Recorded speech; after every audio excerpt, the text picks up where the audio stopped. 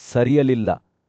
ಇಬ್ಬರು ಯೋಧರು ಸಮರ ಪರಾಕ್ರಮದ ಅದ್ಭುತ ಪ್ರದರ್ಶನದಲ್ಲಿ ಮುಖಾಮುಖಿಯಾದರು. ಅವರು ಹೊಡೆತಗಳನ್ನು ವಿನಿಮಯ ಮಾಡಿಕೊಳ್ಳುವಾಗ ಗಾಳಿಯಲ್ಲಿ ತಮ್ಮ ಬಾಣಗಳು ಮತ್ತು ಗದೆಗಳು ಹಾರುತ್ತಿದ್ದವು. ಇಬ್ಬರಿಗೂ ಮೇಲುಗೈ ಸಾಧಿಸಲು ಸಾಧ್ಯವಾಗಲಿಲ್ಲವೆಂದು ತೋರುತ್ತಿತ್ತು. ಪ್ರತಿಯೊಬ್ಬ ಯೋಧನ ಶಕ್ತಿಯೂ ಇನ್ನೊಬ್ಬರ ಶಕ್ತಿಗೆ ಹೊಂದಿಕೆಯಾಯಿತು. ಯುದ್ಧವು ಉಲ್ಬಣಗೊಳ್ಳುತ್ತಿದ್ದಂತೆ ಭೀಮನು ಸ್ವತಃ ಕರ್ಣನ ಸಮೀಪವನ್ನು ಕಡೆಗಣಿಸಿ ಆಲಾಯುಧದ ಕಡೆಗೆ ಧಾವಿಸಿದನು. ರಾಕ್ಷಸರ ರಾಜಕುಮಾರನು ಕಾವಲಿನಿಂದ ತಪ್ಪಿಸಿಕೊಂಡನು, ಆದರೆ ಅವನು ಶೀಘ್ರವಾಗಿ ತನ್ನ ಹಿಡಿತವನ್ನು ಮರಳಿ ಪಡೆದು ಭೀಮನೊಂದಿಗೆ ಹೊಡೆತಗಳನ್ನು ವಿನಿಮಯ ಮಾಡಿಕೊಳ್ಳಲು ಪ್ರಾರಂಭಿಸಿದನು. ಇಬ್ಬರು ಯೋಧರು ಸಮಾನವಾಗಿ ಹೊಂದಿಕೊಂಡರು. ಅವರ ಶಕ್ತಿ ಮತ್ತು ವೇಗವು ಪರಸ್ಪರ ಹೊಸ ಎತ್ತರಕ್ಕೆ ತಳ್ಳಿತ್ತು. ತಮ್ಮ ನಾಯಕನ ಶೌರ್ಯದಿಂದ ಪ್ರೇರಿತರಾದ ಇತರ ರಾಕ್ಷಸರು ಎಲ್ಲಾ ಕಡೆಗಳಿಂದ ಭೀಮನ ಮೇಲೆ ದಾಳಿ ಮಾಡಿ ಯುದ್ಧಕ್ಕೆ ಕೈಜೋಡಿಸಿದರು. ಆದರೆ ಆ ಪರಾಕ್ರಮಶಾಲಿ ಯೋಧನು ಸುಲಭವಾಗಿ ಸೋಲುವಂತಿರಲಿಲ್ಲ. ತನ್ನ ತೀಕ್ಷ್ಣವಾದ ಬಾಣಗಳಿಂದ ಆತ ಪ್ರತಿಯೊಬ್ಬರನ್ನೂ 5 ಚಕ್ರದ ದಂಡೆಗಳಿಂದ ಚುಚ್ಚಿದನು. ಇದರಿಂದಾಗಿ ಅವರು ಭಯಭೀತರಾಗಿ ಓಡಿಹೋದರು. ಯುದ್ಧವು ತನ್ನ ಪರಾಕಾಷ್ಠೆಯನ್ನು ತಲುಪುತ್ತಿದ್ದಂತೆ ಆಲಾಯುಧ ಮತ್ತು ಘಟೋತ್ಕಚ ಮತ್ತೊಮ್ಮೆ ಘರ್ಷಣೆ ನಡೆಸಿದರು. ಅವರ ಗದೆಗಳು ಪ್ರತಿಧ್ವನಿಸುವ ಅಪಘಾತದಲ್ಲಿ ಭೇಟಿಯಾದವು. ಅದು ಭೂಮಿಯಾದ್ಯಂತ ಆಘಾತದ ಅಲೆಗಳನ್ನು ಕಳುಹಿಸಿತು. ಇಬ್ಬರು ಯೋಧರು ಹೊಡೆತಗಳನ್ನು ವಿನಿಮಯ ಮಾಡಿಕೊಂಡರು. ಅವರ ಶಕ್ತಿ ಮತ್ತು ವೇಗವು ಪರಸ್ಪರ ಹೊಸ ಎತ್ತರಕ್ಕೆ ತಳ್ಳಿತು. ಇದು ಎರಡೂ ಮೇಲುಗೈ ಸಾಧಿಸಲು ಸಾಧ್ಯವಿಲ್ಲವೆಂದು ತೋರುತ್ತಿತ್ತು. ಪ್ರತಿಯೊಬ್ಬ ಯೋಧನ ದೃಢ ನಿಶ್ಚಯವು ಇನ್ನೊಬ್ಬರ ದೃಢ ನಿಶ್ಚಯಕ್ಕೆ ಹೊಂದಿಕೆಯಾಯಿತು. ಆಲಾಯುಧನು ವಿಜಯಶಾಲಿಯಾಗಬಹುದೆಂದು ತೋರುವಾಗ ಭೀಮನು ಹೊಸ ಗದೆಯನ್ನು ವಶಪಡಿಸಿಕೊಂಡನು ಮತ್ತು ಮತ್ತೊಮ್ಮೆ ಅವನ ಮೇಲೆ ದಾಳಿ ಮಾಡಿದನು. ನಂತರದ ಯುದ್ಧವು ಭೀಕರ ಮತ್ತು ತೀವ್ರವಾಗಿತ್ತು. ಎರಡೂ ಯೋಧರು ಸಮರ ಪರಾಕ್ರಮದ ಅದ್ಭುತ ಪ್ರದರ್ಶನದಲ್ಲಿ ಹೊಡೆತಗಳನ್ನು ವಿನಿಮಯ ಮಾಡಿಕೊಂಡರು. ಕೊನೆಯಲ್ಲಿ ಕೃಷ್ಣನು ಮಧ್ಯಪ್ರವೇಶಿಸಿ ಭೀಮನನ್ನು ರಕ್ಷಿಸಲು ಘಟೋತ್ಕಚನನ್ನು ಕಳಿಸಿದನು. ಧೂಳು ಆವರಿಸುತ್ತಿದ್ದಂತೆ ಕೌರವರು ತತ್ತರಿಸಿ ಹೋದರು. ಸೂರ್ಯನು ಯುದ್ಧ ಭೂಮಿಯಲ್ಲಿ ಮುಳುಗಿ ಅವ್ಯವಸ್ಥೆಯ ಮೇಲೆ ಚಿನ್ನದ ಹೊಳಪನ್ನು ಬೀರುತ್ತಲೇ ಇದ್ದನು. ಹಿಡಿಂಬನ ಪರಾಕ್ರಮಶಾಲಿ ಮಗನಾದ ಘಟೋತ್ಕಚನು ಪರಾಕ್ರಮಶಾಲಿ ರಾಕ್ಷಸ ಮತ್ತು ವಾಕನ ಸಹೋದರನಾದ ಆಲಾಯುಧನೊಂದಿಗೆ ಘರ್ಷಣೆ ನಡೆಸುತ್ತಿರುವುದನ್ನು ಸಂಜಯನು ವಿಸ್ಮಯದಿಂದ ನೋಡುತ್ತಿದ್ದನು. ಇಬ್ಬರು ನರಭಕ್ಷಕರು ಭೀಕರ ಯುದ್ಧದಲ್ಲಿ ಬಂಧಿಸಲ್ಪಟ್ಟಿದ್ದರು. ಅವರ ಘರ್ಜನೆಗಳು ರಾತ್ರಿಯ ಗಾಳಿಯಲ್ಲಿ ಪ್ರತಿಧ್ವನಿಸುತ್ತಿದ್ದವೆ. ಮಧ್ಯೆ ಬುದ್ಧಿವಂತ ಮತ್ತು ಶಕ್ತಿಶಾಲಿ ನಾಯಕನಾದ ವಾಸುದೇವನು ಘಟೋತ್ಕಚನ ಬಳಿಗೆ ಬಂದು ಅವನ ಕಿವಿಯಲ್ಲಿ ಸಲಹೆಯ ಮಾತುಗಳನ್ನು ಪಿಸುಗುಟ್ಟಿದನು.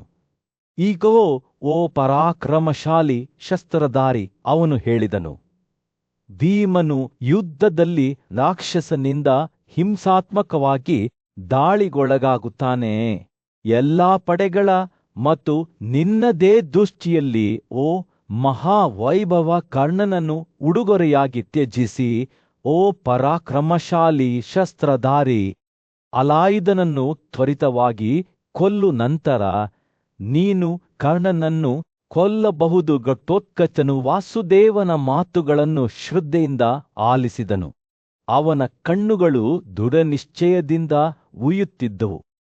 ಅವನು ಕರ್ಣನ ಮೇಲೆ ತನ್ನ ಗಮನವನ್ನು ಬಿಟ್ಟು ಆಲಾಯುಧನ ಕಡೆಗೆ ತನ್ನ ಗಮನವನ್ನು ತಿರುಗಿಸಿದನು. ಇಬ್ಬರು ನರಭಕ್ಷಕರ ನಡುವಿನ ಯುದ್ಧವು ಕೆರಳಿತು. ಅವರ ಹೊಡೆತಗಳು ಭೂಮಿಯನ್ನು ಅಲುಗಾಡಿಸಿದವು. ಘಟೋತ್ಕಚನು ಹೋರಾಡುತ್ತಿರುವಾಗ ಪಾಂಡವರು ಮತ್ತು ಪಾಂಚಾಲರು ಆಲಾಯುಧನ ಯೋಧರ ಮೇಲೆ ಭೀಕರ ದಾಳಿ ನಡೆಸಿದರು. ವಿಭಾತ್ಸು ಎಂಬ ಕಿರೀಟಧಾರಿ ಸಾತ್ಯಕಿ ಎಲ್ಲಾ ಕಡೆಗಳಿಂದ ಬಾಣಗಳನ್ನು ಹಾರಿಸಿ ಅನೇಕ ಕ್ಷತ್ರಿಯರನ್ನು ಸೋಲಿಸಿದನು. ತನ್ನ ಒಡನಾಡಿಗಳ ಹತ್ಯೆಯಿಂದ ಕೋಪಗೊಂಡ ಭೀಮನು ಕರ್ಣನತ್ತ ಧಾವಿಸಿ ಕ್ಷಿಪ್ರವಾಗಿ ದಂಡೆಗಳನ್ನು ಹಾರಿಸಿದನು. ಯುದ್ಧವು ಅವ್ಯವಸ್ಥೆ ಮತ್ತು ವಿನಾಶದ ಕೋಲಾಹಲವಾಗಿತ್ತು. ಯೋಧರು ಈಟಿಗಳು ಮತ್ತು ಕತ್ತಿಗಳಿಂದ ಘರ್ಷಣೆಗೊಳಗಾದಾಗ ಮರಗಳು ನೆಲಕ್ಕೆ ಅಪ್ಪಳಿಸಿದವು. ಗಾಳಿಯು ರಕ್ತ ಮತ್ತು ಬೆವರಿನ ವಾಸನೆಯಿಂದ ತುಂಬಿತ್ತು. ಘಟೋತ್ಕಚನು ಶೌರ್ಯದಿಂದ ಹೋರಾಡಿದನು, ಆದರೆ ಅಲಾಯುಧನ ಸಂಪೂರ್ಣ ಶಕ್ತಿ ಮತ್ತು ಉಗ್ರತೆಯು ಅವನನ್ನು ದೂರವಿರಿಸಿತು. ಅಲಾಯುಧನು ವಿಜಯಶಾಲಿಯಾಗಿ ಹೊರಹೊಮ್ಮುತ್ತಾನೆ ಎಂದು ತೋರುತ್ತಿದ್ದಂತೆ ಘಟೋತ್ಕಚನು ಪ್ರಬಲವಾದ ಘರ್ಜನೆಯನ್ನು ಹಾರಿಸಿದನು ಮತ್ತು 100 ಗಂಟೆಗಳಿಂದ ಅಲಂಕರಿಸಿದ್ದ ತನ್ನ ಚಿನ್ನದ ಅಲಂಕೃತ ಗದೆಯನ್ನು ಎಸೆದನು. ಗದೆಯು ಅಲಾಯುಧದ ಕುದುರೆಗಳು, ಚಾಲಕ ಮತ್ತು ಕಾರನ್ನು ಜಜ್ಜಿತು, ಅವನನ್ನು ನೆಲಕ್ಕೆ ಅಪ್ಪಳಿಸಿತು. ಅಲಾಯುಧನು ಒಂದು ಭ್ರಮೆಯನ್ನು ಸೃಷ್ಟಿಸುವ ಮೂಲಕ ಪ್ರತೀಕಾರ ತೀರಿಸಿಕೊಂಡನು. ಆಕಾಶವನ್ನು ಕಪ್ಪಾಗಿಸಿದಂತೆ ತೋರುವ ರಥದ ಮಹಾಪೂರವನ್ನು ಸುರಿಸಿದನು. ಆದರೆ ಘಟೋತ್ಕಚನು ಮೂರ್ಖನಲ್ಲ, ಅವನು ತನ್ನ ಸ್ವಂತ ಭ್ರಮೆಯಿಂದ ಎದುರಿಸಿದನು. ಅಲಾಯುಧನ ಕುತಂತ್ರವನ್ನು ಹೋಗಲಾಡಿಸಿದನು ಮತ್ತು ರಾಕ್ಷಸನನ್ನು ಹಿಂದಕ್ಕೆ ತಳ್ಳಿದನು. 2 ಕಡೆಯವರು ಹೊಡೆದಾಟ ಮತ್ತು ಪ್ರತಿದಾಳಿಗಳನ್ನು ವಿನಿಮಯ ಮಾಡಿಕೊಳ್ಳುವುದರೊಂದಿಗೆ ಯುದ್ಧವು ಉಲ್ಬಣಗೊಂಡಿತು. ಮರಗಳು ಮತ್ತು ಪರ್ವತ ಶಿಖರಗಳ ಘರ್ಷಣೆ ರಾತ್ರಿಯ ಗಾಳಿಯಲ್ಲಿ ಪ್ರತಿಧ್ವನಿಸಿತು. ಇದು ಗುಡುಗು ಸಿಡಿಲಿನ ಘರ್ಜನೆಯಂತೆ ಧ್ವನಿಸಿತು. ಇದು ಯುಗಯುಗಗಳ ಯುದ್ಧವಾಗಿತ್ತು. ಇದು ಮಂದಗಳ ನಡುವಿನ 2 ರಾಜಕುಮಾರರಾದ ವಾಲಿ ಮತ್ತು ಸುಗ್ರೀವರ ನಡುವಿನ ಪೌರಾಣಿಕ ಸಂಘರ್ಷವನ್ನು ನೆನಪಿಸುತ್ತದೆ. ಕೊನೆಯಲ್ಲಿ ಘಟೋತ್ಕಚನು ವಿಜಯಶಾಲಿಯಾಗಿ ಹೊರಹೊಮ್ಮಿದನು. ಅವನ ಪ್ರಬಲ ಶಕ್ತಿ ಮತ್ತು ಕುತಂತ್ರವು ಅಲಾಯುಧನಿಗೆ ತುಂಬಾ ಸಾಬೀತಾಯಿತು. ಹಿಡಿಮ್ಮನ ಮಗನಾದ ಪರಾಕ್ರಮಶಾಲಿ ರಾಕ್ಷಸನಾದ ಘಟೋತ್ಕಚನು ಕೌರವ ಸೈನ್ಯದ ಮುಂಚೂಣಿಯಲ್ಲಿ ನಿಂತಾಗ ರಾತ್ರಿಯ ಯುದ್ಧವು ತೀವ್ರಗೊಂಡಿತು. ಅವನ ತಂದೆಯ ಮರಣವು ಅವನನ್ನು ಸಂತೋಷದಿಂದ ತುಂಬಿತ್ತು ಮತ್ತು ಈಗ ಅವನು ಯುದ್ಧಭೂಮಿಯಲ್ಲಿ ತಾನು ಹುಟ್ಟು ಹಾಕಿದ ಅವ್ಯವಸ್ಥೆಯನ್ನು ಆನಂದಿಸುತ್ತಿದ್ದನು. ದೊಡ್ಡ ಘರ್ಜನೆಯೊಂದಿಗೆ ಅವನು ಬೆಟ್ಟದಂತೆ ಎತ್ತರದಲ್ಲಿ ನಿಂತನು. ಅವನ ಶಕ್ತಿಯು ಪರ್ವತಗಳ ರಾಜಕುಮಾರನಿಗೆ ಮಾತ್ರ ಪೈಪೋಟಿ ನೀಡಿತಿಳಿದವು. ಉಲ್ಬಣಗೊಳ್ಳುತ್ತಿದ್ದಂತೆ ಸೂತನ ಮಗನಾದ ಕರ್ಣನು ಘಟೋತ್ಕಚನ ವಿರುದ್ಧ ಪ್ರಬಲ ಶಕ್ತಿಯಾಗಿ ಹೊರಹೊಮ್ಮಿದನು. ಅವನ ಬಿಲ್ಲುಗಳು ಆಳವಾದ ಮತ್ತು ಪ್ರತಿಧ್ವನಿಸುವ ಟ್ವಾಂಗ್ನೊಂದಿಗೆ ಹಾಡುತ್ತಿದ್ದವು, ಆದರೆ ಅವನ ಕಾರಿನ ಚಕ್ರಗಳು ಗುಡುಗುಗಳ ಘರ್ಜನೆಯಿಂದ ಅಲುಗಾಡುತ್ತಿದ್ದವು. ಬೆಳಕನ್ನು ಹೋಲುವ ಬಾಣಗಳ ಮಿನುಗುವಿಕೆಗಳು ಮತ್ತು ಯುದ್ಧಭೂಮಿಯ ಮೇಲೆ ಸುರಿದ ಶಾಸ್ತ್ರಗಳ ಮಳೆಗಳಿಂದ ತುಂಬಿದ ವೆಲಿಕಿನ್ ಸ್ವತಃ ಜೀವಂತವಾಗಿ ಬಂದಂತೆ ತೋರುತ್ತಿತ್ತು. ಕರ್ಣನ ಅವಿಶ್ರಾಂತ ದಾಳಿಯಿಂದ ಕೋಪಗೊಂಡ ಘಟೋತ್ಕಚನು ಒಂದು ಪ್ರಬಲವಾದ ಭ್ರಮೆಯನ್ನು ಹುಟ್ಟು ಹಾಕಿದನು. ಉರಿಯುತ್ತಿರುವ ಬೆಂಕಿಯನ್ನು ಹೋಲುವ ಕಪ್ಪು ಮೋಡವು ಆಕಾಶದಲ್ಲಿ ಸ್ಫೋಟಿಸಿತು. ಇದು ಬಾಣಗಳು, ಈಟಿಗಳು, ದಂಡೆಗಳು ಮತ್ತು ಇತರ ಮಾರಣಾಂತಿಕ ಕ್ಷಿಪಣಿಗಳ ಪ್ರವಾಹವನ್ನು ಕಳುಹಿಸಿತು. ನರಿಗಳ ಕೂಗುಗಳು ಮತ್ತು ರಾಕ್ಷಸರ ಕೂಗುಗಳಿಂದ ಗಾಳಿಯು ಜೀವಂತವಾಗುತ್ತಿರುವಂತೆ ತೋರುತ್ತಿತ್ತು. ಅವುಗಳ ರೂಪಗಳು ಬೆಟ್ಟಗಳಂತೆ ದೊಡ್ಡದಾಗಿದ್ದು, ಘಟೋತ್ಕಚನ ಶಕ್ತಿಯ ಈ ಪ್ರದರ್ಶನದಿಂದ ಭಯಭೀತರಾದ ಕೌರವ ಯೋಧರು ಈ ಉಗ್ರ ಶಸ್ತ್ರಾಸ್ತ್ರಗಳ ದಾಳಿಯ ಅಡಿಯಲ್ಲಿ ಹೊಡೆದು ಹತ್ತಿಕ್ಕಲ್ಪಟ್ಟರು. ಧೈರ್ಯಶಾಲಿ ಯೋಧರು ನೆಲಕ್ಕೆ ಬಿದ್ದರು, ಅವರ ತೋಳುಗಳು ಮುರಿದು ಹೋದವು ಅಥವಾ ಅವರ ಹಿಡಿತದಿಂದ ಸಡಿಲಗೊಂಡವು ಮತ್ತು ಅವ್ಯವಸ್ಥೆಯ ನಡುವೆ ಕುದುರೆಗಳು, ಆನೆಗಳು ಮತ್ತು ಕಾರುಗಳು ಭೂಮಿಯ ಮೇಲೆ ಅಪ್ಪಳಿಸಿದವು. ಹತ್ಯಾಕಾಂಡವು ಅಡೆತಡೆಯಿಲ್ಲದೆ ಮುಂದುವರದಂತೆ ಕೌರವರ ಪಡೆಗಳು ಇದ್ದಕ್ಕಿದ್ದಂತೆ ಮುರಿದು ವೇಗವಾಗಿ ಓಡಿಹೋದವು. ಎಲ್ಲವೂ ಕಳೆದು ಹೋಗಿದೆ ಎಂದು ಹತಾಶೆಯಿಂದ ಕೂಗುತ್ತಿದ್ದವು. ಹಾರಿರಿ, ಕೌರವರೇ, ಎಲ್ಲವೂ ಕಳೆದು ಹೋಗಿದೆ ಎಂದು ಅವರು ಕೂಗಿದರು. ದೇವತೆಗಳೇ ಪಾಂಡವರಿಗಾಗಿ ಅವರನ್ನು ಕೊಲ್ಲುತ್ತಿದ್ದಾರೆಂಬಂತೆ ಆ ಕ್ಷಣದಲ್ಲಿ ಭರತ ಪಡೆಗಳನ್ನು ಅವರ ಅದೃಷ್ಟದಿಂದ ರಕ್ಷಿಸಲು ಯಾರೂ ಇರಲಿಲ್ಲ. ರಾತ್ರಿಯ ಯುದ್ಧವು ಅವ್ಯವಸ್ಥೆ ಮತ್ತು ವಿನಾಶದ ಕೋಲಾಹಲವಾಗಿ ಮಾರ್ಪಟ್ಟಿತ್ತು. ಘಟೋತ್ಕಚನ ಭ್ರಮೆ ಅದರ ಕೇಂದ್ರಬಿಂದುವಾಗಿತ್ತು. 2 ಕಡೆಯ ಯೋಧರು ಹೋರಾಡಿದರು, ಆದರೆ ಈ ಸಂಘರ್ಷದಲ್ಲಿ ದೇವರುಗಳೇ ಭಾಗಿಯಾಗಿದ್ದಾರೆಂದು ತೋರುತ್ತಿತ್ತು. ಅವರ ದೈವಿಕ ಶಕ್ತಿಗಳು ಬಿರುಗಾಳಿಯ ಚಂಡಮಾರುತದಂತೆ ಯುದ್ಧಭೂಮಿಯ ಮೇಲೆ ಬಿದ್ದವು. ಸೂರ್ಯನು ಯುದ್ಧಭೂಮಿಯಲ್ಲಿ ಮುಳುಗುತ್ತಿದ್ದನು. ಹತ್ಯಾಕಾಂಡದ ಮೇಲೆ ಚಿನ್ನದ ಹೊಳಪನ್ನು ಬೀರುತ್ತಿತ್ತು. ಪಾಂಡವರ ದುಃಖಿತ ಮುಖಗಳನ್ನು ನೋಡಿದಾಗ ಸಂಜಯನ ಮಾತುಗಳು ಗಾಳಿಯಲ್ಲಿ ಪ್ರತಿಧ್ವನಿಸುತ್ತಿದ್ದವು. ಹಿಡಿಂಬನ ಮಗ ನಿರ್ಜೀವನಾಗಿದ್ದನು. ಅವರ ದೇಹವು ಛಿದ್ರಗೊಂಡ ಪರ್ವತದಂತೆ ಒಡೆದಿತ್ತು. ಸಹೋದರರು ತಮ್ಮ ಕಣ್ಣೀರು ಯುದ್ಧದ ಧೂಳಿನಿಂದ ಬೆರೆತು ಅನಿಯಂತ್ರಿತವಾಗಿ ಅಳುತ್ತಿದ್ದರು. ಆದರೆ ಈ ದುಃಖದ ನಡುವೆ ಒಂದು ವ್ಯಕ್ತಿ ಪ್ರತ್ಯೇಕವಾಗಿ ನಿಂತನು. ಅರ್ಜುನನಿಗೆ ನಿರಂತರ ಸಾಂತ್ವನ ಮತ್ತು ಮಾರ್ಗದರ್ಶನದ ಮೂಲವಾಗಿದ್ದ ವಾಸುದೇವ ಕೃಷ್ಣ, ದೈವಿಕ ರಾಜಕುಮಾರ. ಪಾಂಡವರ ಸಂಕಟವನ್ನು ನೋಡಿದಾಗ ಅವನ ಕಣ್ಣುಗಳು ಅಲೌಕಿಕ ಬೆಳಕಿನಿಂದ ಹೊಳೆಯುತ್ತಿದ್ದವು. ಬಲವಾದ ಗರ್ಜನೆಯೊಂದಿಗೆ ಅದರ ಪಂಜರದಿಂದ ಮುಕ್ತವಾದ ಸಿಂಹದಂತೆ ಅವನು ಕಾರ್ಯರೂಪಕ್ಕೆ ಹಾರಿದರು. ಕೃಷ್ಣನ ತೋಳುಗಳು ಅರ್ಜುನನನ್ನು ಕರಡಿಯ ಭೀಕರ ಆಲಿಂಗನದಿಂದ ಆವರಿಸಿವೆ. ಗದ್ದಲದ ಸದ್ದು ಕೇಳುತ್ತಿರುವಾಗ ಅವನ ಧ್ವನಿಯು ಗಾಳಿಯಲ್ಲಿ ಚಿಮ್ಮುತ್ತಿದೆ. ಅವನು ಅಜಾಗರೂಕತೆಯಿಂದ ನೃತ್ಯ ಮಾಡಿದನು. ಅವನ ಪಾದಗಳು ಚಂಡಮಾರುತದಿಂದ ನಾಶವಾದ ಮರದಂತೆ ಭೂಮಿಯನ್ನು ಹೊಡೆದವು. ಅವನು ಸುತ್ತಲೂ ತಿರುಗುತ್ತಿರುವಾಗ ಗಾಳಿ ಅವನ ಬೀಗಗಳ ಮೂಲಕ ಬೀಸಿತು. ಅವನ ಕಣ್ಣುಗಳು ಒಳಗಿನ ಬೆಂಕಿಯಿಂದ ಹೊಳೆಯುತ್ತಿದ್ದವು. ಅರ್ಜುನನ ಹೃದಯವು ದುಃಖದಿಂದ ಭಾರವಾಗಿತ್ತು. ಆದರೆ ಅವನು ಕೃಷ್ಣನ ಸಾಂಕ್ರಾಮಿಕ ಸಂತೋಷಕ್ಕೆ ಸೆಳೆಯಲ್ಪಡುವುದನ್ನು ತಡೆಯಲು ಸಾಧ್ಯವಾಗಲಿಲ್ಲ. ಅವರು ಒಟ್ಟಿಗೆ ನೃತ್ಯ ಮಾಡುವಾಗ ಗಾಳಿಯು ವಿದ್ಯುತ್ ಶಕ್ತಿಯಿಂದ ಕಂಪಿಸುವಂತೆ ತೋರುತ್ತಿತ್ತು. ಇಬ್ಬರು ಸ್ನೇಹಿತರು ಪರಿಪೂರ್ಣ ಸಾಮರಸ್ಯದಿಂದ ಚಲಿಸುತ್ತಿರುವಾಗ ಸಂಜಯನು ವಿಸ್ಮಯದಿಂದ ನೋಡುತ್ತಿದ್ದನು. ಅವರ ಬಂಧವು ಯಾವುದೇ ಕತ್ತಿ ಅಥವಾ ಗುರಾಣಿಗಿಂತ ಬಲವಾಗಿತ್ತು. ಆದರೆ ಅರ್ಜುನನ ದುಃಖವು ಅಂತಿಮವಾಗಿ ಅವನ ಭಾವನೆಗಳ ಮೇಲ್ಮೈಯನ್ನು ಮುರಿಯಿತು. ಅವನು ಕಣ್ಣೀರಿನಿಂದ ತುಂಬಿದ ಅವನ ಕಣ್ಣುಗಳೊಂದಿಗೆ ಕೃಷ್ಣನ ಬಳಿಗೆ ಹೋದನು ಮತ್ತು ಅವನ ವಿಲಕ್ಷಣವಾದ ಸಂತೋಷದ ಹಿಂದಿನ ಕಾರಣವನ್ನು ವಿವರಿಸಲು ಕೇಳಿಕೊಂಡನು.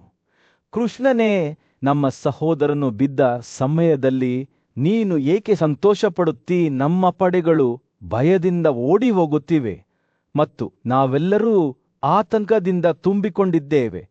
ನಿಮ್ಮ ಹೃದಯವನ್ನು ಅಂತಹ ಚುರುಕುತನದಿಂದ ತುಂಬಿಸುವುದೇನು? ಕೃಷ್ಣನ ನಗು ದಿಗಂತದಲ್ಲಿ ಮುರಿಯುತ್ತಿದ್ದ ಸೂರ್ಯೋದಯದಂತೆ ಇತ್ತು. ಅವನು ಅರ್ಜುನನ ಕೈಯನ್ನು ಹಿಡಿದುಕೊಂಡು ಶಾಂತವಾದ ಧ್ವನಿಯಲ್ಲಿ ಮಾತನಾಡಲು ಪ್ರಾರಂಭಿಸಿದನು. ಅವನ ಮಾತುಗಳು ಜೇನುತುಪ್ಪದ ಮಾಧುರ್ಯದಿಂದ ತೊಟ್ಟಿಕ್ಕಿದರು. ಅರ್ಜುನ, ನನ್ನ ಮಗನೇ, ನನಗೆ ನಿನಗಾಗಿ ಸುದ್ದಿ ಇದೆ. ಕರ್ಣನ ಆ ಭಯಂಕರ ಯೋಧ ಯುದ್ಧದಲ್ಲಿ ಕೊಲ್ಲಲ್ಪಟ್ಟಿದ್ದಾನೆ. ಅಷ್ಟೊಂದು ವಿನಾಶವನ್ನು ಉಂಟುಮಾಡಿದ ಅವನ ಘಟೋತ್ಕಚನ ಶೌರ್ಯದಿಂದ ವಿಫಲವಾಯಿತು. ಆದರೆ ನಿಮಗೆ ತಿಳಿದಿಲ್ಲದ ಸಂಗತಿಯೆಂದರೆ ಕರ್ಣನ ನೈಸರ್ಗಿಕ ರಕ್ಷಾಕವಚ ಮತ್ತು ಕಿವಿಯೋಲೆಗಳನ್ನು ಇಂದ್ರನು ಭ್ರಮೆಯ ಮೂಲಕ ಅವನಿಂದ ಕಸಿದುಕೊಂಡನು. ಕೃಷ್ಣನು ಮಾತನಾಡುವುದನ್ನು ಮುಂದುವರಿಸಿದಾಗ ಅವನ ಕಣ್ಣುಗಳು ಚೇಷ್ಟೆಯ ಹೊಳಪಿನಿಂದ ಹೊಳೆಯುತ್ತಿದ್ದವು. ಕರ್ಣನು ಅಜೇಯನೆಂದು ತೋರುತ್ತದೆ. ಆದರೆ ಅವನ ರಕ್ಷಾ ಕವಚ ಮತ್ತು ಕಿವಿಯೋಲೆಗಳಿಲ್ಲದೆ ಅವನು ಮನುಷ್ಯನಂತೆ ದೇವರಲ್ಲ. ಮತ್ತು ನಾನು ಚಿಹ್ನೆಗಳನ್ನು ನೋಡಿದ್ದೇನೆ. ಅವನ ರಥದ ಚಕ್ರಗಳು ಭೂಮಿಯ ಮೇಲೆ ಮುಳುಗಿದಾಗ ಅವನನ್ನು ಹೊಡೆಯಲು ಅದು ನಿಮಗೆ ಅವಕಾಶವಾಗಿರುತ್ತದೆ. ನನ್ನ ಸ್ನೇಹಿತನೇ, ಹಿಂಜರಿಯಬೇಡಿ, ಏಕೆಂದರೆ ಯುದ್ಧದಲ್ಲಿ ಅವನನ್ನು ಸೋಲಿಸಬಲ್ಲವನು ನೀನು ಮಾತ್ರ. ಕ್ರಿಸ್ತನು ಮಾತನಾಡುತ್ತಿದ್ದಂತೆ ಗಾಳಿಯು ಹಗುರವಾದಂತೆ ಕಾಣುತ್ತಿತ್ತು. ಸೂರ್ಯನು ಯುದ್ಧಭೂಮಿಯಲ್ಲಿ ಮುಳುಗಿ ಪಾಂಡವರ ಮತ್ತು ಅವರ ಶತ್ರುಗಳಾದ ಕೌರವರ ಸೈನ್ಯಗಳ ಮೇಲೆ ಚಿನ್ನದ ಹೊಳಪನ್ನು ಬೀರುತ್ತಲೇ ಇದ್ದನು. ಪಾಂಡುವಿನ ಮಗ ಅರ್ಜುನನು ತನ್ನ ಸಾರಥಿಯಾದ ಜನಾರ್ದನನ ಬಳಿಗೆ ತಲುಪಿ ತನ್ನ ಮನಸ್ಸಿನಲ್ಲಿ ಒಂದು ಪ್ರಶ್ನೆಯನ್ನು ಕೇಳಿದನು. ಓ ಜನಾರ್ದನ, ಆ ಭೂಮಿಯ ಒಡೆಯರಾದ ಜರಾಸಂಧ ಮತ್ತು ಇತರರು ಹೇಗೆ ಕೊಲ್ಲಲ್ಪಟ್ಟರು? ವಾಸುದೇವ ಎಂದು ಕರೆಯಲ್ಪಡುವ ಜನಾರ್ದನನು ಗೊತ್ತಿದ್ದು ಮುಗುಳ್ನಕ್ಕನು. ಛೇದಿಗಳ ದೊರೆ ಮತ್ತು ನಿಷಾದ ರಾಜನ ಪರಾಕ್ರಮಶಾಲಿ ಮಗನಾದ ಜರಾಸಂಧನು ಕೊಲ್ಲಲ್ಪಡದಿದ್ದರೆ ಅವರು ನಿಜವಾಗಿಯೂ ಭೀಕರರಾಗುತ್ತಿದ್ದರು ಎಂದು ಅವನು ಹೇಳಿದನು. ದುರ್ಯೋಧನನು ಅವರನ್ನು ತನ್ನ ಪರವಾಗಿ ಆಯ್ಕೆ ಮಾಡಿಕೊಳ್ಳುತ್ತಿದ್ದನು ಮತ್ತು ಅವರು ಒಟ್ಟಾಗಿ ಧೃತರಾಷ್ಟ್ರನ ಪುತ್ರರನ್ನು ದೈವಿಕ ಸೈನ್ಯವನ್ನು ರಕ್ಷಿಸುವ ದೇವರುಗಳಂತೆ ರಕ್ಷಿಸುತ್ತಿದ್ದರು. ಜನಾರ್ದನನು ಅವರ ಹಿಂದಿನ ಯುದ್ಧಗಳ ಕಥೆಗಳನ್ನು ವಿವರಿಸುವಾಗ ಅರ್ಜುನನು ಶ್ರದ್ಧೆಯಿಂದ ಆಲಿಸಿದನು. ಅವನು ರಾಕ್ಷಸ ಸ್ತ್ರೀಯಾದ ಜಾರನಿಂದ ಒಗ್ಗೂಡಿಸಲ್ಪಟ್ಟ ಒಂದು ಮಗುವಿನ 2 ಭಾಗಗಳನ್ನು ಹೊಂದಿರುವ ರಾಕ್ಷಸನಾದ ಜರಾಸಂಧನ ಬಗ್ಗೆ ಮಾತನಾಡಿದನು. ಎಲ್ಲಾ ಜೀವಿಗಳನ್ನು ಕೊಲ್ಲುವ ಸಾಮರ್ಥ್ಯವಿರುವ ಆ ಗದೆಯನ್ನು ಜರಾಸಂಧನು ತನ್ನ ಕೋಪದಲ್ಲಿ ನಮ್ಮ ಕಡೆಗೆ ಎಸೆದನು ಎಂದು ಜನಾರ್ದನನು ಹೇಳಿದನು. ಆದರೆ ನಾನು ವಾಲದೇವನು ನನ್ನ ಆಯುಧವಾದ ಸ್ತುರಕಣನಿಂದ ಅದನ್ನು ಎದುರಿಸಿದೆ ಮತ್ತು ಅದರ ಬಲವು ನಾಶವಾಯಿತು. ಜನಾರ್ದನನು ಅವರು ಸೋಲಿಸಿದ ಇತರ ಶತ್ರುಗಳ ಬಗ್ಗೆ ಮಾತನಾಡುವುದನ್ನು ಮುಂದುವರೆಸಿದನು. ಅವನು ನಿಷಾದನ ಮಗ ಏಕಲವ್ಯನ ಬಗ್ಗೆ ಹೇಳಿದನು. ಅವನು ಯುದ್ಧದಲ್ಲಿ ಎಷ್ಟು ಹೆಮ್ಮೆ ಮತ್ತು ಕೌಶಲ್ಯವನ್ನು ಹೊಂದಿದ್ದನೆಂದರೆ ಅವನು ದೇವರುಗಳ ವಿರುದ್ಧ ಹೋರಾಡಬಹುದಾಗಿತ್ತು.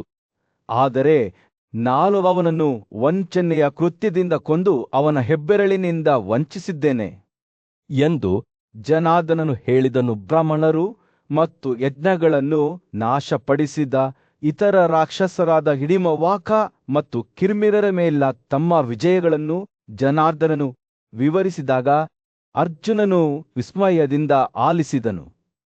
ಅವನು ಭ್ರಮೆಯ ದೊಡ್ಡ ಶಕ್ತಿಗಳನ್ನು ಹೊಂದಿದ್ದ ಅಲೇದರ್ ಎಂಬ ರಾಕ್ಷಸನ ಬಗ್ಗೆ ಮಾತನಾಡುತ್ತಿದ್ದನು. ಅವನು ಹಿಡಿಮ್ನ ಮಗನಿಂದ ಕೊಲ್ಲಲ್ಪಟ್ಟನು. ಜನಾರ್ದನನು ಮಾತನಾಡುವುದನ್ನು ಮುಗಿಸಿದಾಗ ಅರ್ಜುನನಿಗೆ ತನ್ನ ಮೇಲೆ ಒಂದು ಭರವಸೆಯ ಭಾವವು ಆವರಿಸಿತ್ತು.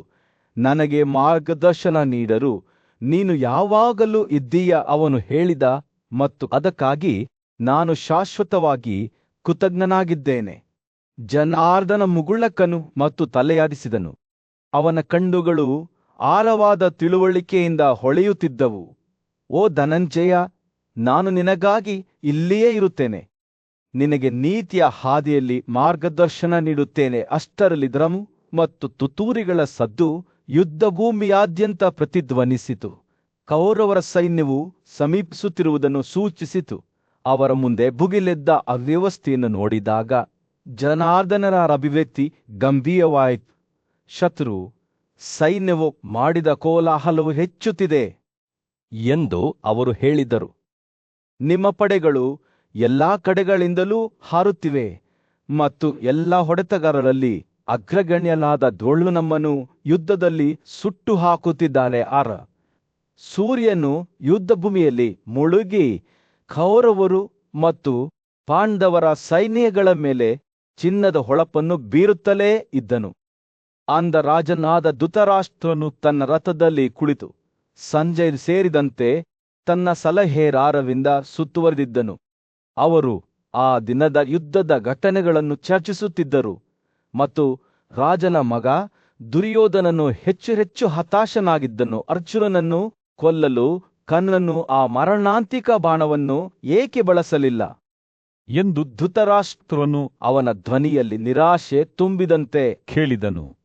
ನಮ್ಮ ದೊಡ್ಡ ಶತ್ರುವನ್ನು ನಾಶ ಮಾಡಲು ಅವನು ಈ ಅವಕಾಶವನ್ನು ಏಕೆ ಬಳಸಿಕೊಂಡಿಲ್ಲ? ಯುದ್ಧದಲ್ಲಿ ಹಾಜರಿದ್ದ ಸಂಜಯನು ದುಃಖದಿಂದ ತಲೆ ಅಲ್ಲಾಡಿಸಿದನು. ಓ ರಾಜನೇ, ಇದು ಕೇವಲ ಕರ್ಣನ ತಪ್ಪಲ್ಲ ಎಂದು ಹೇಳಿದನು. ಅರ್ಜುನನನ್ನು ಕೊಂದರೆ ಪಾಂಡವರು ಸೋರುತ್ತಾರೆ ಎಂದು ನಮಗೆಲ್ಲರಿಗೂ ತಿಳಿದಿತ್ತು. ಆದರೆ ಕರ್ಣನು ಕೃಷ್ಣನ ಪ್ರಭಾವದಲ್ಲಿದ್ದಾನೆ ಮತ್ತು ದೈವಿಕ ರಾಜಕುಮಾರನ ರಕ್ಷಣೆಯನ್ನು ಹೊಂದಿರುವವರೆಗೂ ಅರ್ಜುನನನ್ನು ಸೋಲಿಸಲು ಸಾಧ್ಯವಾಗುವುದಿಲ್ಲ ಎಂದು ನಮಗೆ ತಿಳಿದಿತ್ತು. ಧೃತರಾಷ್ಟ್ರನ ಮುಖವು ಕೋಪದಿಂದ ತಿರುಗಿತು. ನನ್ನ ಮಗನಿಗೆ ಜಗಳವಾಡುವುದು ಇಷ್ಟ ಎಂದನು. ಅವನ ಸಲಹೆಗಾರರು ಮೂರ್ಖರು, ಅವನು ತನ್ನ ಬುದ್ಧಿವಂತಿಕೆಯಿಂದ ವ್ಯರ್ಥವಾಗಿದ್ದಾನೆ. ಆದರೆ ಸಂಜಯ್ ತನ್ನ ಧ್ವನಿಯನ್ನು ಶಾಂತವಾಗಿ ಮತ್ತು ಅಳತೆ ಮಾಡುತ್ತಾ ಮುಂದುವರಿಸಿದನು. ಓ ರಾಜನೇ, ನಾವು ಈ ಬಗ್ಗೆ ನಮ್ಮೊಳಗೆ ಚರ್ಚಿಸಿದೆವು. ಅವನು ಹೇಳಿದನು. ಕರ್ಣನು ಅರ್ಜುನನನ್ನು ಕೊಲ್ಲಲು ಸಾಧ್ಯವಾದರೆ ನಾವು ಗೆಲ್ಲುತ್ತೇವೆ ಎಂದು ನಮಗೆ ತಿಳಿದಿತ್ತು. ಆದ್ದರಿಂದ ನಾವು ಅದನ್ನು ಮಾಡಲು ಅವನನ್ನು ಮತ್ತೆ ಮತ್ತೆ ಒತ್ತಾಯಿಸಿದೆವು. ಆದರೆ ಕೃಷ್ಣನು ಅರ್ಜುನನನ್ನು ರಕ್ಷಿಸುತ್ತಾ ಯಾವಾಗಲೂ ಇದ್ದನು ಮತ್ತು ಕಳ್ಳನು ತನ್ನ ವೈರಿಯನ್ನು ಸೋಲಿಸಲು ಸಾಧ್ಯವಾಗಲಿಲ್ಲ. ರಾಜನ ಮುಖವು ಪ್ರತಿ ಮಾತಿನೊಂದಿಗೆ ಗಾಢವಾಗುತ್ತಾ ಹೋಯಿತು. ನೀವು ಇದನ್ನು ಕರ್ಣನಿಗೆ ಏಕೆ ನೆನಪಿಸಲಿಲ್ಲ ಎಂದು ಅವನು ಸಂಜಯನನ್ನು ಕೇಳಿದನು. ನೀವು ಅವನನ್ನು ದಾರ್ಧಕ್ ಬಳಸಲು ಏಕೆ ಪ್ರೇರೇಪಿಸಲಿಲ್ಲ? ಸಂಜಯನು ನಾಚಿಕೆಯಿಂದ ತನ್ನ ತಲೆಯನ್ನು ಬಾಗಿಸಿದನು. ಓ ರಾಜನೇ, ನಾವು ಪ್ರಯತ್ನಿಸಿದೆವು ಎಂದನು. ಆದರೆ ಕೃಷ್ಣನು ಯಾವಾಗಲೂ ನಮಗಿಂತ ಒಂದು ಹೆಜ್ಜೆ ಮುಂದಿದ್ದನು. ಅವನು ಅರ್ಜುನನನ್ನು ತನ್ನ ಎಲ್ಲಾ ಶಕ್ತಿಯಿಂದ ರಕ್ಷಿಸಿದನು ಮತ್ತು ಕರ್ಣನಿಗೆ ಅವನನ್ನು ಸೋಲಿಸಲು ಸಾಧ್ಯವಾಗಲಿಲ್ಲ. ಸೂರ್ಯನು ದಿಗಂತದ ಕೆಳಗೆ ಮುಳುಗಿ ಯುದ್ಧಭೂಮಿಯನ್ನು ಕತ್ತಲೆಯ ನೆರಳಿನಲ್ಲಿ ಮುಳುಗಿಸಿದಾಗ ಧೃತರಾಷ್ಟ್ರನ ಕೋಪವು ಹತಾಶೆಗೆ ದಾರಿ ಮಾಡಿಕೊಟ್ಟಿತು. ಅವನ ಮಗ ಮೂರ್ಖನಾಗಿದ್ದಾನೆ ಮತ್ತು ಅವನ ಸಲಹೆಗಾರರು ಅವನನ್ನು ವಿಫಲಗೊಳಿಸಿದ್ದಾರೆ ಎಂದು ಅವನಿಗೆ ತಿಳಿದಿತ್ತು. ಆದರೆ ನಂತರ ಆಕಸ್ಮಿಕವಾಗಿ ಸಂಜಯ್ ಮತ್ತೆ ಮಾತನಾಡಿದರು. ನನಗೆ ಈಗ ನೆನಪಿದೆ, ಅವರು ಹೇಳಿದರು. ಕೃಷ್ಣನು ಏನಾಯಿತು ಎಂಬುದರ ಸತ್ಯವನ್ನು ನನಗೆ ಬಹಿರಂಗಪಡಿಸಿದನು. ಓ ರಾಜನೇ, ಪಾಂಡವರ ವಿಜಯವನ್ನು ಖಚಿತಪಡಿಸಿಕೊಳ್ಳಲು ಇದು ಒಂದು ಯೋಜನೆಯಾಗಿತ್ತು. ಧೃತರಾಷ್ಟ್ರನ ಕಣ್ಣುಗಳು ಆಘಾತದಿಂದ ವಿಶಾಲವಾದವು.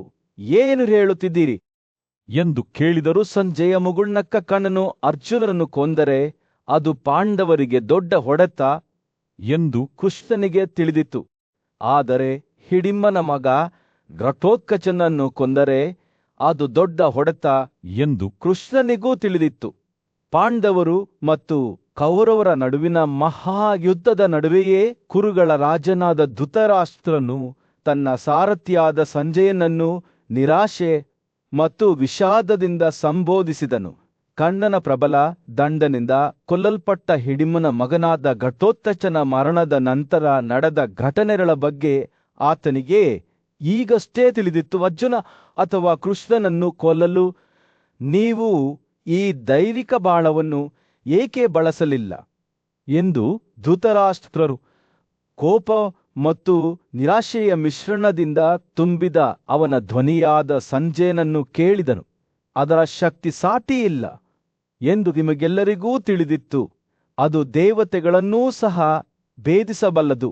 ಆ ಬಾಣವನ್ನು ಕೈಯಲ್ಲಿ ಹಿಡಿದ ಕರ್ಣನು ನಮ್ಮ ಶತ್ರುಗಳನ್ನು ಹೊಡೆದುರುಳಿಸಲು ಏಕೆ ವಿಫಲನಾದನು? ಸಂಜಯನ್ ಉತ್ತರಿಸಿದ. ಓ ರಾಜನೇ, ನಾವು ಈ ಯೋಜನೆಯನ್ನು ನಮ್ಮೊಳಗೆ ಚರ್ಚಿಸಿಕೊಂಡಿದ್ದೆವು. ನಾವು ಪ್ರತಿದಿನ ಯುದ್ಧದಿಂದ ಹಿಂದಿರುಗುತ್ತಿದ್ದೆವು ಮತ್ತು ಅರ್ಜುನ ಅಥವಾ ಕೃಷ್ಣನ ವಿರುದ್ಧ ದಾರ್ಧಕ್ ಅನ್ನು ಬಳಸುವ ಬಗ್ಗೆ ಚರ್ಚಿಸುತ್ತಿದ್ದೆವು. ಆದರೆ ಅದೃಷ್ಟವು ಬೇರೆ ಯೋಜನೆಗಳನ್ನು ಹೊಂದಿತ್ತು. ಅದೃಷ್ಟವು ಇಲ್ಲಿ ಕಾರ್ಯನಿರ್ವಹಿಸುತ್ತಿದೆ ಎಂದು ತೋರುತ್ತದೆ. ಧೃತರಾಷ್ಟ್ರನು ತನ್ನ ವಿಚಾರಣೆಯನ್ನು ಮುಂದುವರೆಸಿದಾಗ ಆತನ ಅಭಿವ್ಯಕ್ತಿ ಗಂಭೀರವಾಯಿತು. ಹೇಳಿ, ಸಂಜೆಯ ಘಟೋತ್ಕಚನ ಮರಣದ ನಂತರ ಏನಾಯಿತು? ಆ ರಾತ್ರಿಯ ಯುದ್ಧದಲ್ಲಿ ನಮ್ಮ ಯೋಧರು ಪಾಂಡವರ ವಿರುದ್ಧ ಹೇಗೆ ಹೋರಾಡಿದರು ಇಂದಿನ ರಾತ್ರಿಯ ಘಟನೆಗಳನ್ನು ಸಂಜೆ ವಿವರಿಸಲು ಪ್ರಾರಂಭಿಸಿದನು. ಕತ್ತಲು ಬೀಳುತ್ತಿದ್ದಂತೆ ಕರ್ಣನ ಪಡೆಗಳು ಪಾಂಡವ ಪಡೆಗಳ ಮೇಲೆ ಭೀಕರ ದಾಳಿ ನಡೆಸಿ ಅವರಲ್ಲಿ ಅನೇಕರನ್ನು ಕೊಂದು ಹಾಕಿದವು. ದುಃಖ ಮತ್ತು ಹತಾಶೆಯಿಂದ ಹೊರಬಂದ ಯುಧಿಷ್ಠಿರನು ಕಣ್ಣೀರಿನಿಂದ ತನ್ನ ಮುಖವನ್ನು ಒದ್ದೆ ಮಾಡಿಕೊಂಡು ರಥದ ಮೇಲೆ ಕುಳಿತನು. ಆದಾಗ್ಯೂ ಕೃಷ್ಣನು ತನ್ನ ಸ್ನೇಹಿತನನ್ನು ಸಂತೈಸಲು ಮುಂದೆ ಬಂದನು. ಓ ರಾಜನೇ, ನಿನ್ನ ದುಃಖವು ನಿನ್ನನ್ನು ನುಣ್ಣಲು ಬಿಡಬೇಡ. ಅವನು ಹೇಳಿದನು, ನೀನು ಒಬ್ಬ ಯೋಧ, ಮನುಷ್ಯರ ನಾಯಕ, ಎದ್ದು ಹೋರಾಡು. ನೀನು ದುಃಖಕ್ಕೆ ಶರಣಾದರೆ ನಮ್ಮ ಗೆಲುವು ಅನಿಶ್ಚಿತವಾಗಿರುತ್ತದೆ. ಯುಧಿಷ್ಠಿರನು ತನ್ನ ಕಣ್ಣೀರನ್ನು ಒರೆಸಿಕೊಂಡು, ಕೃಷ್ಣನೇ, ನನಗೆ ಕರ್ತವ್ಯದ ಮಾರ್ಗ ತಿಳಿದಿದೆ. ಆದರೆ ಘಟೋತ್ಕಚನ ಮರಣವು ನನ್ನ ಮೇಲೆ ಭಾರೀ ಭಾರವನ್ನು ಬೀರುತ್ತದೆ. ನಾವು ಅಲ್ಲಿ ವಾಸಿಸುತ್ತಿದ್ದಾಗ ಕಾಡಿನಲ್ಲಿ ನಮಗೆ ಸೇವೆ ಸಲ್ಲಿಸಿದ ಅವರು ಉದಾತ್ತ ಆತ್ಮವಾಗಿದ್ದರು. ನಮಗೆ ಅವರು ಮಾಡಿದ ಸೇವೆಗಳನ್ನು ಎಂದಿಗೂ ಮರೆಯಲಾಗುವುದಿಲ್ಲ ಎಂದು ಉತ್ತರಿಸಿದನು. ಯುಧಿಷ್ಠಿರನು ಮಾತನಾಡುತ್ತಿರುವಾಗ ಅವನ ಕಣ್ಣುಗಳು ಯುದ್ಧಭೂಮಿಯನ್ನು ನೋಡುತ್ತಿದ್ದವು. ದ್ರೋಣ ಮತ್ತು ಕರ್ಣನ ನೇತೃತ್ವದಲ್ಲಿ ಕೌರವರು ಬಹಳ ಉಗತೆಯಿಂದ ಮುಂದೆ ಸಾಗುತ್ತಿದ್ದರು. ಭೀಮಸೇನನ ಮಗನು ಶೌರ್ಯದಿಂದ ಹೋರಾಡುತ್ತಿದ್ದರು. ಆದರೆ ಪಾಂಡವ ಪಡೆಗಳು ಪತನದ ಅಂಚಿನಲ್ಲಿದ್ದವು. ನಿರ್ಧಾರವನ್ನು ತೆಗೆದುಕೊಳ್ಳುವಾಗ ಯುಧಿಷ್ಠಿರನ ಮುಖವು ಗಟ್ಟಿಯಾಯಿತು. ಕೃಷ್ಣನೇ, ನಾನು ಹತಾಶೆಗೆ ಒಳಗಾಗುವುದಿಲ್ಲ. ನಾನು ಹೋರಾಡುತ್ತೇನೆ ಮತ್ತು ನಾನು ಕೊನೆಯದಾಗಿ ಮಾಡಿದರೆ ಕರ್ಣನನ್ನು ಕೊಲ್ಲುತ್ತೇನೆ. ಆ ಸಂಕಲ್ಪದೊಂದಿಗೆ ಅವನು ಸಿದ್ಧನಾಗಿರುವ ತನ್ನ ಅಸಾಧಾರಣ ಬಿಲ್ಲು ಕರ್ಣನ ಕಡೆಗೆ ಹೊರಟನು. ಯುಧಿಷ್ಠಿರನು ಸಮೀಪಿಸುತ್ತಿದ್ದಂತೆ ಸಂಜಯನು ಮೊದಲು ತೆರೆದುಕೊಂಡ ದೃಶ್ಯವನ್ನು ವಿವರಿಸಿದನು. ಪಾಂಡವರು ಮತ್ತು ಕೌರವರ ನಡುವಿನ ಯುದ್ಧವು 9 ಗಂಟೆಗಳ ಕಾಲ ನಡೆಯಿತು. 2 ಕಡೆಯವರು ಸಹಿಸಲಿಲ್ಲ. ಪಾಂಡುವಿನ ಮಗನಾದ ರಾಜ ಯುಧಿಷ್ಠಿರನು ಕರ್ಣನನ್ನು ಕೊಲ್ಲದಂತೆ ತನ್ನನ್ನು ತಾನು ತಡೆದುಕೊಂಡಿದ್ದನು. ಆದರೆ ಆ ರಾತ್ರಿ ಘಟೋತ್ಕಚನು ಕರ್ಣನಿಂದ ಕೊಲ್ಲಲ್ಪಟ್ಟಾಗ ಅವನು ದುಃಖ ಮತ್ತು ಕೋಪದಿಂದ ತುಂಬಿ ಹೋದನು. ಯುದ್ಧವು ಮುಂದುವರೆದಂತೆ ಭೀಮನ ವಿಶಾಲ ಸೈನ್ಯವನ್ನು ಮಹಾಯೋಧನಾದ ದ್ರೋಣನು ಹಿಮ್ಮೆಟ್ಟಿಸಿದನು. ಯುಧಿಷ್ಠಿರನು ತನ್ನ ಸೈನಿಕರಿಗೆ ದ್ರೋಣನ ಮೇಲೆ ದಾಳಿ ಮಾಡಲು ಆದೇಶಿಸಿದನು. ಆದರೆ ಅವರೆಲ್ಲರೂ ಹಿಂದಿನ ಯುದ್ಧಗಳಿಂದ ದಣಿದಿದ್ದರು. ರಾಜನು ಸ್ವತಃ ದುಷ್ಟದ್ಯುಮ್ನನನ್ನು ಉದ್ದೇಶಿಸಿ, ಮಡಕೆಯಲ್ಲಿ ಜನಿಸಿದವನನ್ನು ಪ್ರತಿರೋಧಿಸು. ನೀನು ದ್ರೋಣನನ್ನು ನಾಶ ಮಾಡಲು ಬೆಂಕಿಯಿಂದ ಹುಟ್ಟಿಕೊಂಡಿದ್ದೀಯಾ? ಉತ್ಸಾಹದಿಂದ ಯುದ್ಧಕ್ಕೆ ಧಾವಿಸು. ನೀನು ಭಯಪಡುವ ಅಗತ್ಯವಿಲ್ಲ ಎಂದು ಹೇಳಿದನು. ಪಾಂಡವರ ಸೈನ್ಯವು ದ್ರೋಣನ ಕಡೆಗೆ ಧಾವಿಸಿತು. ಆದರೆ ಅವನು ಅವರನ್ನು ಬಹಳ ಬಲ ಮತ್ತು ತಾಳ್ಮೆಯಿಂದ ಸ್ವೀಕರಿಸಿದನು. ದ್ರೋಣನ ಜೀವವನ್ನು ರಕ್ಷಿಸಲು ಬಯಸಿದ್ದ ರಾಜ ದುರ್ಯೋಧನನೂ ಸಹ ಯುದ್ಧದಲ್ಲಿ ಸೇರಿಕೊಂಡನು. ಕುರುಗಳು ಮತ್ತು ಪಾಂಡವರ ನಡುವಿನ ಯುದ್ಧವು ತೀವ್ರವಾಗಿತ್ತು. 2 ಕಡೆಯವರು ದಣಿದಿದ್ದರು. ರಾತ್ರಿ ಬೀಳುತ್ತಿದ್ದಂತೆ ಯೋಧರು ತಮ್ಮ ದಣಿವು ಮತ್ತು ನಿದ್ರೆಯಿಂದಾಗಿ ಹೋರಾಟವನ್ನು ಮುಂದುವರಿಸಲು ಸಾಧ್ಯವಾಗಲಿಲ್ಲ. ವಿಭಾತ್ಸು ಅರ್ಜುನ ಸ್ವಲ್ಪ ಸಮಯದವರೆಗೆ ವಿಶ್ರಾಂತಿ ಪಡೆಯುವಂತೆ ಸಲಹೆ ನೀಡಿದರು. ನೀವೆಲ್ಲರೂ ನಿಮ್ಮ ಪ್ರಾಣಿಗಳೊಂದಿಗೆ ಶ್ರಮದಿಂದ ದಣಿದಿದ್ದೀರಿ ಮತ್ತು ನಿದ್ರೆಯಿಂದ ಕುರುಡರಾಗಿದ್ದೀರಿ. ಓ ಯೋಧರೇ, ನೀವು ಕತ್ತಲೆ ಮತ್ತು ಧೂಳಿನಿಂದ ಆವೃತರಾಗಿದ್ದೀರಿ. ಈ ಮಾತುಗಳನ್ನು ಕೇಳಿದ ಕುರು ಸೇನೆಯು ಹೋರಾಟವನ್ನು ನಿಲ್ಲಿಸಲು ಒಪ್ಪಿಕೊಂಡಿತು. ಪಾಂಡವ ಸೈನ್ಯವು ಕೂಡ ತಮ್ಮ ದಾಳಿಯನ್ನು ನಿಲ್ಲಿಸಿತು ಮತ್ತು 2 ಕಡೆಯವರು ತಮ್ಮ ಶಸ್ತ್ರಾಸ್ತ್ರಗಳನ್ನು ತ್ಯಜಿಸಿದರು. ಸುದೀರ್ಘ ಯುದ್ಧದಿಂದ ಬೇಸತ್ತು 2 ಪಡೆಗಳು ಯುದ್ಧಭೂಮಿಯಲ್ಲಿ ನಿದ್ರಿಸಿದವು. ಕೆಲವರು ಕುದುರೆಯ ಮೇಲೆ ಮಲಗಿದ್ದರು, ಕೆಲವರು ಆನೆಯ ಬೆನ್ನಿನ ಮೇಲೆ ಮಲಗಿದ್ದರು, ಇತರರು ನೆಲದ ಮೇಲೆ ವಿಶ್ರಾಂತಿ ಪಡೆದರು. ಆಕಾಶದಲ್ಲಿ ಚಂದ್ರನು ಉದಯಿಸುತ್ತಿದ್ದಂತೆ ಅದು ಕತ್ತಲೆಯ ಯುದ್ಧ ಭೂಮಿಯನ್ನು ಬೆಳಗಿಸುತ್ತಿತ್ತು. ಇನ್ನೂ ಅರ್ಧ ನಿದ್ದೆಯಲ್ಲಿದ್ದ ಯೋಧರು, ನುರಿತ ಕಲಾವಿದರು ಚಿತ್ರಿಸಿದ ಸುಂದರವಾದ ಚಿತ್ರದಂತೆ ಕಾಣುತ್ತಿದ್ದರು. ಅವರು ಕಿವಿಯೋಲೆಗಳು ಮತ್ತು ಯೌವನದಿಂದ ಅಲಂಕರಿಸಲ್ಪಟ್ಟಿದ್ದರು. ಆದರೆ ಅವರ ಕಾಲುಗಳು ಹಿಂದಿನ ಯುದ್ಧಗಳಿಂದ ಕೆಡವಲ್ಪಟ್ಟವು. ಚಂದನ ಕಿರಣಗಳು ಎಲ್ಲೆಡೆ ಹರಡಿಕೊಂಡವು. ಎಲ್ಲವನ್ನೂ ಮರೆಮಾಡಿದ್ದ ಕತ್ತಲನ್ನು ಹೋಗಲಾಡಿಸಿದವು. ಜಗತ್ತು ಬೆಳಗುತ್ತಿದ್ದಂತೆ ಕೆಲವು ಜೀವಿಗಳು ಸುತ್ತಲೂ ತಿರುಗಾಡುತ್ತಿದ್ದವು. ಇತರರು ದೂರವಿದ್ದರು. ಚಂದ್ರನ ಬೆಳಕಿನಿಂದ ಎಚ್ಚರಗೊಂಡ ಕುರು ಸೈನ್ಯವು ನಿಧಾನವಾಗಿ ಜೀವಂತವಾಯಿತು. ರಾತ್ರಿಯು ಬೆಳಗಾಗುತ್ತಿದ್ದಂತೆ ಯೋಧರು ತಮ್ಮ ನಿದ್ರೆಯಿಂದ ನಡುಗಿದರು. ಅವರು ತಮ್ಮ ಮುಂದಿರುವ ಶಾಂತಿಯುತ ದೃಶ್ಯವನ್ನು ಸುತ್ತಲೂ ನೋಡಿದರು ಮತ್ತು ಒಂದು ಕ್ಷಣ ಅವರು ಇಷ್ಟು ದೀರ್ಘಕಾಲ ನಡೆದ ಯುದ್ಧವನ್ನು ಮರೆತುಬಿಟ್ಟರು. ಸೂರ್ಯನು ಯುದ್ಧಭೂಮಿಯ ಮೇಲೆ ಮುಳುಗುತ್ತಿದ್ದನು. ಅಲ್ಲಿ ನೆರೆದಿದ್ದ ಯೋಧರ ಮೇಲೆ ಚಿನ್ನದ ಹೊಳಪನ್ನು ಬೀರಿದನು. ಕೋಪ ಮತ್ತು ಅಸಮಾಧಾನದಿಂದ ಮುಖವನ್ನು ತಿರುಗಿಸಿದ ದುರ್ಯೋಧನನು ತನ್ನ ಗುರು ದ್ರೋಣನ ಕಡೆಗೆ ಓಡಿದನು. ಅವನು ಮಾತನಾಡಲು ಪ್ರಾರಂಭಿಸಿದಾಗ ಅವನ ಕಣ್ಣುಗಳು ತೀವ್ರವಾದ ದೃಢ ನಿಶ್ಚಯದಿಂದ ಹೊಳೆಯುತ್ತಿದ್ದವು. ನಮ್ಮ ವೈರಿಗಳು ನಿರ್ದಯರು ಮತ್ತು ದಳಿರಿದ್ದಾಗ ಅವರಿಗೆ ಯಾವುದೇ ಕರುಣೆ ತೋರಿಸಬಾರದಿತ್ತು. ಅವನು ದ್ರೋಣನ ಪಾದಗಳ ಮೇಲೆ ಉಗುಳಿದನು.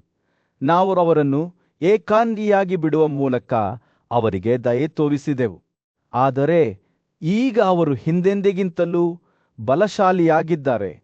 ಮತ್ತೊಂದೆಡೆ ನಾವು ಪ್ರತಿಹಾದು ಹೋಗುವ ದಿನವೂ ಶಕ್ತಿ ಮತ್ತು ಶಕ್ತಿಯನ್ನು ಕಳೆದುಕೊಳ್ಳುತ್ತಿದ್ದೇವೆ. ದ್ರೋಣನು ತನ್ನ ಶತ್ರುಗಳ ಬಗ್ಗೆ ತುಂಬಾ ಮೃದುವಾಗಿ ವರ್ತಿಸುತ್ತಿದ್ದಾನೆ ಎಂದು ಆರೋಪಿಸಿದಾಗ ದುರ್ಯೋಧನನ ಮಾತುಗಳು ವಿಷಪೂರಿತವಾಗಿದ್ದವು. ಪಾಂಡವರು ಬಲಗೊಳ್ಳುತ್ತಿದ್ದು ಅವರ ಸ್ವಂತ ಪಡೆಗಳು ದುರ್ಬಲಗೊಳ್ಳುತ್ತಿವೆ ಎಂದು ಅವನು ಹೇಳಿಕೊಂಡನು. ನಿಮಗೆ ಎಲ್ಲಾ ಶಸ್ತ್ರಾಸ್ತ್ರಗಳ ಪರಿಚಯವಿದೆ. ಅವನು ದ್ರೋಣನನ್ನು ಅಣಕಿಸಿದನು.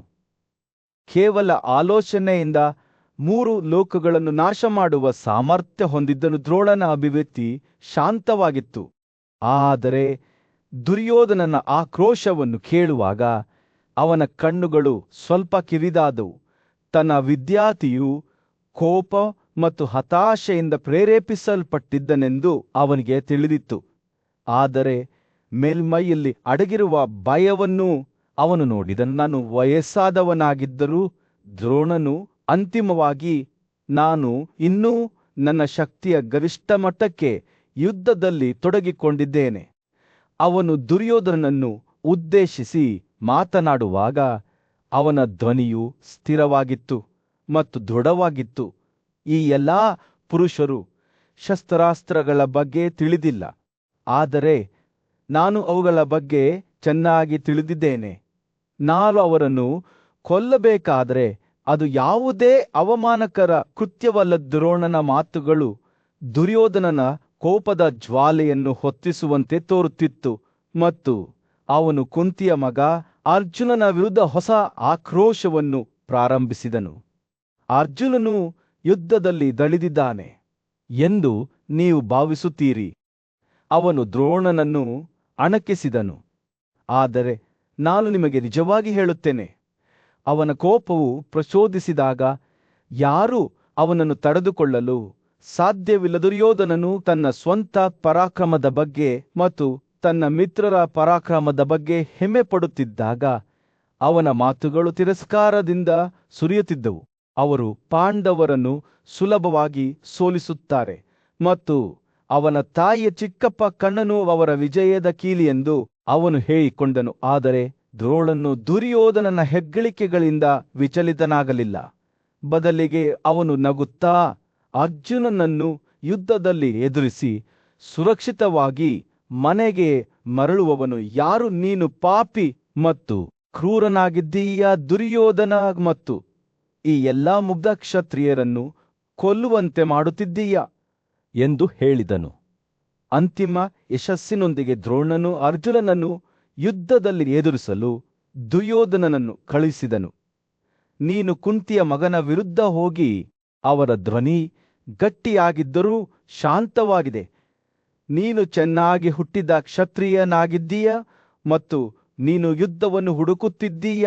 ನೀವೇಕೆ ಹೋಗಿ ಪಾಂಡವರನ್ನು ಸೋಲಿಸಬಾರದು? ದುರ್ಯೋಧನನು ತನ್ನ ಗುರುವಿನ ಕಡೆಗೆ ತಿರುಗಿದಾಗ ಅವನ ಕಣ್ಣುಗಳು ದೃಢನಿಶ್ಚಯದಿಂದ ಹೊಳೆಯುತ್ತಿದ್ದವು. ಸೂರ್ಯನು ಯುದ್ಧಭೂಮಿಯ ಮೇಲೆ ಉದಯಿಸುತ್ತಿದ್ದನು.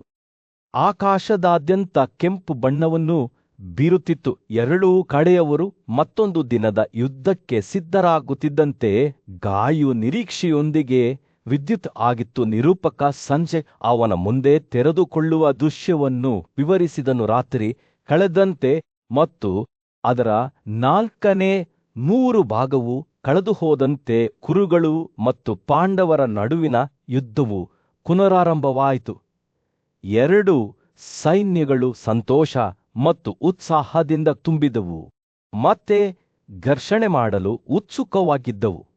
ಸೂರ್ಯನ ಸಾರಥಿಯಾದ ಅರುಣನು ಚಂದ್ರನ ಬೆಳಕನ್ನು ನಿಧಾನವಾಗಿ ದುರ್ಬಲಗೊಳಿಸಿದಂತೆ ಆಕಾಶವು ತಾಮ್ರದ ಬಣ್ಣಗಳಿಂದ ಬಣ್ಣಿಸಲ್ಪಟ್ಟಿತ್ತೆರಡೂ ಕಡೆಯ ಯೋಧರು ಉದಯಿಸುತ್ತಿರುವ ಸೂರ್ಯನನ್ನು ಎದುರಿಸುವಾಗ ಶ್ರದ್ಧೆಯಿಂದ ತಮ್ಮ ಕೈಗಳನ್ನು ಹಿಡಿದುಕೊಂಡು ಗಮನ ಸೆಳೆದರು.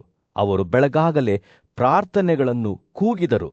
ಅವರ ಧ್ವನಿಗಳು ಸೌಮ್ಯವಾದ ಗಾಳಿಯಂತೆ ಯುದ್ಧಭೂಮಿಯಾದ್ಯಂತ ಸಾಗುತ್ತಿದ್ದವು. ಗಾಳಿಯು ಪಾರಮಾರ್ಥಿಕ ಶಕ್ತಿಯಿಂದ ತುಂಬಿತ್ತು ಮತ್ತು ವಾಸ್ತವದ ಬಟ್ಟೆಯು ಉದ್ವೇಗದಿಂದ ಕಂಪಿಸುವಂತೆ ತೋರುತ್ತಿತ್ತು. ಮಹಾನ್ ಯೋಧ ಮತ್ತು ಶಿಕ್ಷಕನಾದ ದ್ರೋಣನು ಪಾಂಡವರು ಮತ್ತು ಪಂಚಲರ ವಿರುದ್ಧ ಕುರು ಸೈನ್ಯದ ಒಂದು ವಿಭಾಗವನ್ನು ಮುನ್ನಡೆಸಿದನು. ಕೃಷ್ಣ ಎಂದು ಕರೆಯಲ್ಪಡುವ ಮಾಧವನು ದ್ರೋಣನ ದಾಳಿಯನ್ನು ಹೇಗೆ ಎದುರಿಸಬೇಕು ಎಂಬುದರ ಬಗ್ಗೆ ಅರ್ಜುನನಿಗೆ ಸಲಹೆ ನೀಡಿದನು.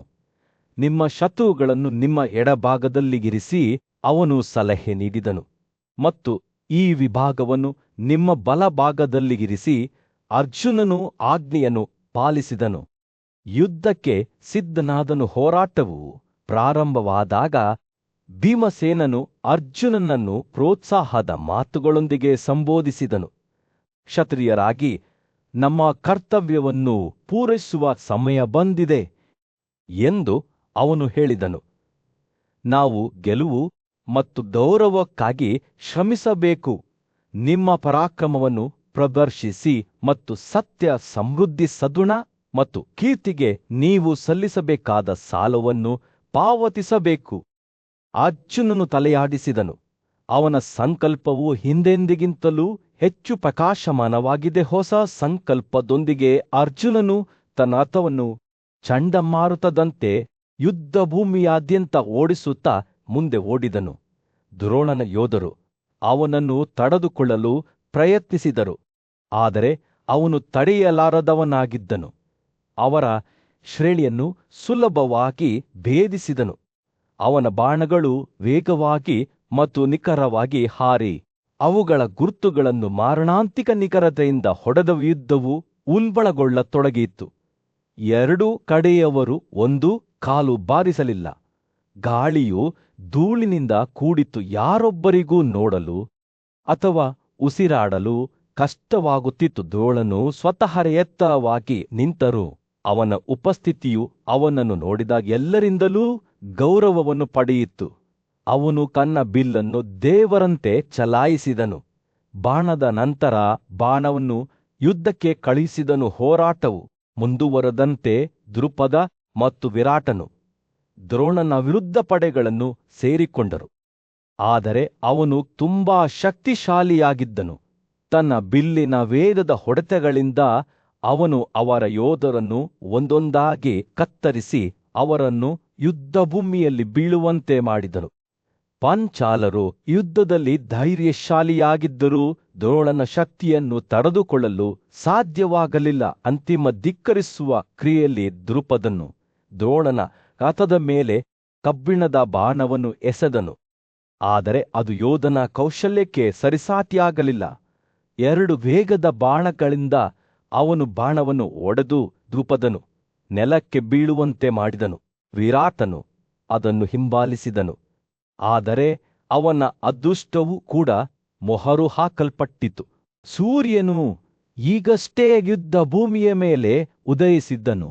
ಅವ್ಯವಸ್ಥೆಯ ಮೇಲೆ ಚಿನ್ನದ ಹೊಳಪನ್ನು ಬೀರಿದನು. ತಮ್ಮ ಹೊಳೆಯುವ ರಕ್ಷಾಕವಚವನ್ನು ಧರಿಸಿದ ಯೋಧರು ಮತ್ತೊಮ್ಮೆ ಪರಸ್ಪರ ಮುಖಾಮುಖಿಯಾಗಲು ಸಿದ್ಧರಾಗಿ ನಿಂತರು. ಸಂಜಯ್ ಎಂಬ ನಿರೂಪಕನು ಸೈನ್ಯಗಳು ಘರ್ಷಣೆಗೊಳ್ಳುವುದನ್ನು ನೋಡುತ್ತಿದ್ದನು. ಅವರ ಕೂಗುಗಳು ಮತ್ತು ಗರ್ಜನೆಗಳು ಗಾಳಿಯಲ್ಲಿ ಗುಡುಗುಗಳಂತೆ ಪ್ರತಿಧ್ವನಿಸುತ್ತಿದ್ದುವು. ದಿನ ಕಳೆದಂತೆ ಶಬ್ದವು ಜೋರಾಗಿ ಬೆಳೆಯಿತು. ಶಂಖದ ಚಿಪ್ಪುಗಳು, ಧ್ವಗಳು ಮತ್ತು ತುತ್ತೂರಿಗಳ ಕಿವುಡುತನದ ಕೋಲಾಹಲ. ಆನೆಗಳ ಕಾಲುಗಳ ಕೆಳಗೆ ನೆಲವು ನಡುಗುತ್ತಿತ್ತು. ಅವುಗಳ ಕಾಂಡಗಳು ಮುಂದಕ್ಕೆ ಚಲಿಸುವಾಗ ಕುದುರೆಗಳ ಮೇಗಲೊಂದಿಗೆ ಸಿಕ್ಕಿಹಾಕಿಕೊಂಡವು. ಪಾದದ ಸೈನಿಕರು ಕಾಲುಯೋಧರೊಂದಿಗೆ ಘರ್ಷಣೆ ಮಾಡಿದರು. ಅವರ ಕತ್ತಿಗಳು ಸೂರ್ಯನ ಬೆಳಕಿನಲ್ಲಿ 1000 ಸಣ್ಣ ಸೂರ್ಯನಂತೆ ಮಿನುಗುತ್ತಿದ್ದವು. ಬೆವರು, ರಕ್ತ ಮತ್ತು ಧೂಳಿನ ವಾಸನೆಯಿಂದ ಗಾಳಿ ದಟ್ಟವಾಗಿತ್ತು. ಸಂಜಯ್ ಅದನ್ನು ಯುದ್ಧ ಭೂಮಿಯ ಮೂಲಕ ಹರಿಯುವ ನದಿಯಂತೆ ವಿವರಿಸಿದನು. ಆನೆಗಳು, ಕುದುರೆಗಳು ಮತ್ತು ಮನುಷ್ಯರ ಜೀವನಾಡಿಗಳಿಂದ ಅದರ ನೀರು ಕೆಂಪು ಬಣ್ಣದ್ದಾಗಿತ್ತು. ಗಾಯಗೊಂಡವರ ಮತ್ತು ಸಾಯುತ್ತಿರುವವರ ಕೂಗು ಗಾಳಿಯನ್ನು ತುಂಬಿತ್ತು. ಉಕ್ಕಿನ ಮೇಲೆ ಉಕ್ಕಿನ ಘರ್ಷಣೆ ಶಬ್ದದೊಂದಿಗೆ ಬೆರೆತಿದ್ದುವು. ಉಲ್ಬಣಗೊಳ್ಳುತ್ತಿದ್ದಂತೆ ಯೋಧರು ದಣಿದುಕೊಳ್ಳತೊಡಗಿದರು. ಅವರ ರಕ್ಷಾಕವಚಗಳು ಕಿತ್ತು ಹೋಗಿದ್ದವು. ಅವರ ಕತ್ತಿಗಳು ರಕ್ತದಿಂದ ತುಂಬಿದವು. ಆನೆಗಳು ಮತ್ತು ಕುದುರೆಗಳು ಎಡವಿ ಬಿದ್ದವು. ಅವರ ಸವಾರರು ತಡಿಗಳಲ್ಲಿ ಉಳಿಯಲು ಹೆಣಗಾಡುತ್ತಿದ್ದರು. ಪರಾಕ್ರಮಶಾಲಿ ದ್ರೋಣ ಮತ್ತು ಅರ್ಜುನರೂ ಸಹ ನಡುಗಿದಂತೆ ತೋರುತ್ತಿದ್ದರು. ಆದರೆ ಅವರು ತಮ್ಮ ಒಳನಾಡಿಗಳಿಗೆ ಭರವಸೆಯ ದಾರಿದೀಪವಾಗಿ ಸ್ಥಿರವಾಗಿದ್ದರು ಎಂದು ಸಂಜಯ್ ಗಮನಿಸಿದರು. ಧೂಳು ಅವರ ಸುತ್ತಲೂ ಸುತ್ತುತ್ತಿತ್ತು. ಗೋಚರತೆಯನ್ನು ಬಹುತೇಕ ಶೂನ್ಯಕ್ಕೆ ಇಳಿಸಿತು. ಯೋಧರು ಹೋರಾಡಿದರು. ದುಷ್ಟಿಗಿಂತ ಹೆಚ್ಚಾಗಿ ಸಹಜ ಪ್ರಜ್ಞೆಯಿಂದ ಮಾರ್ಗದರ್ಶನ ಪಡೆದರು. ಸಂಜಯ್ ಅದನ್ನು ಮತ್ತೊಮ್ಮೆ ರಾತ್ರಿ ಬಿದ್ದಂತೆ ವಿವರಿಸಿದನು. ಯುದ್ಧ ಭೂಮಿಯನ್ನು ತೂಲಲಾಗದ ಮುಸುಕುಗಳಲ್ಲಿ ಮುಳುಗಿಸಿದನು. ಈ ಅವ್ಯವಸ್ಥೆಯಲ್ಲಿ ದುರ್ಯೋಧನ ಮತ್ತು ಕಣ್ಣನು ಅವಳಿಗಳಾದ ನಕುಲ ಮತ್ತು ಸಹದೇವರೊಂದಿಗೆ ಘರ್ಷಣೆ ನಡೆಸಿದರು. ರಾಧೆಯ ಮಗ ಸುಶಮನು ಭೀಮನ ವಿರುದ್ಧ ಹೋರಾಡಿದನು. ಅರ್ಜುನನು ದ್ರೋಣನ ಮಗ ಅಶ್ವತ್ಥಾಮನೊಂದಿಗೆ ಹೋರಾಡಿದನು.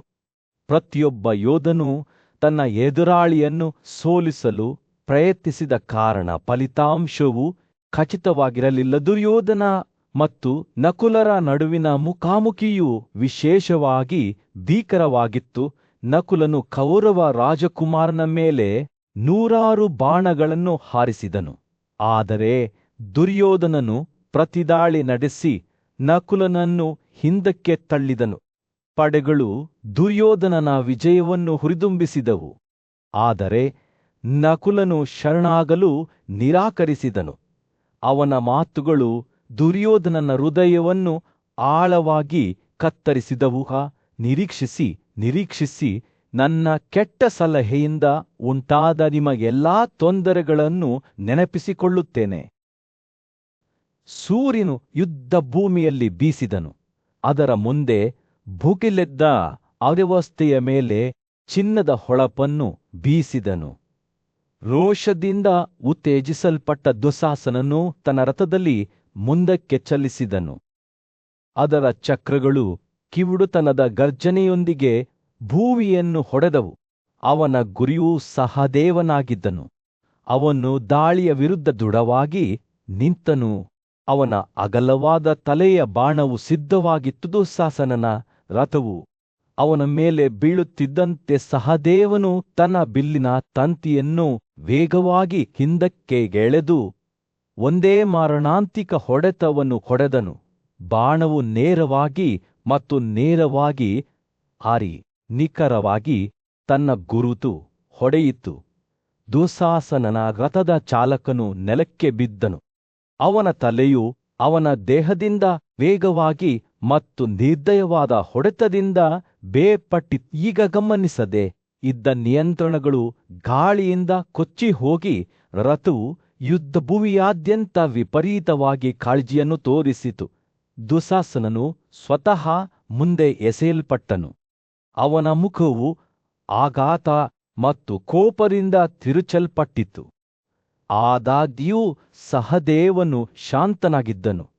ಅವನ ಕಣ್ಣುಗಳು ಅವನ ಮುಂದೆ ತೆರೆದುಕೊಳ್ಳುತ್ತಿದ್ದ ಅವ್ಯವಸ್ಥೆಯ ಮೇಲೆ ಗಮನವನ್ನು ಕೇಂದ್ರೀಕರಿಸಿದ್ದವು. ವೇಗವಾಗಿ ಚಲಿಸುತ್ತಾ ಅವನು ತನ್ನ ಬಿಲ್ಲನ್ನು ಬದಿಗಿಟ್ಟು ಹಿಡಿತಕ್ಕೆ ಹಿಡಿದುಕೊಂಡು ರಥದ ಕಾಡು ಹಾರಾಟವನ್ನು ಪರಿಣಿತಿಯಿಂದ ನಿಲ್ಲಿಸಿದನು.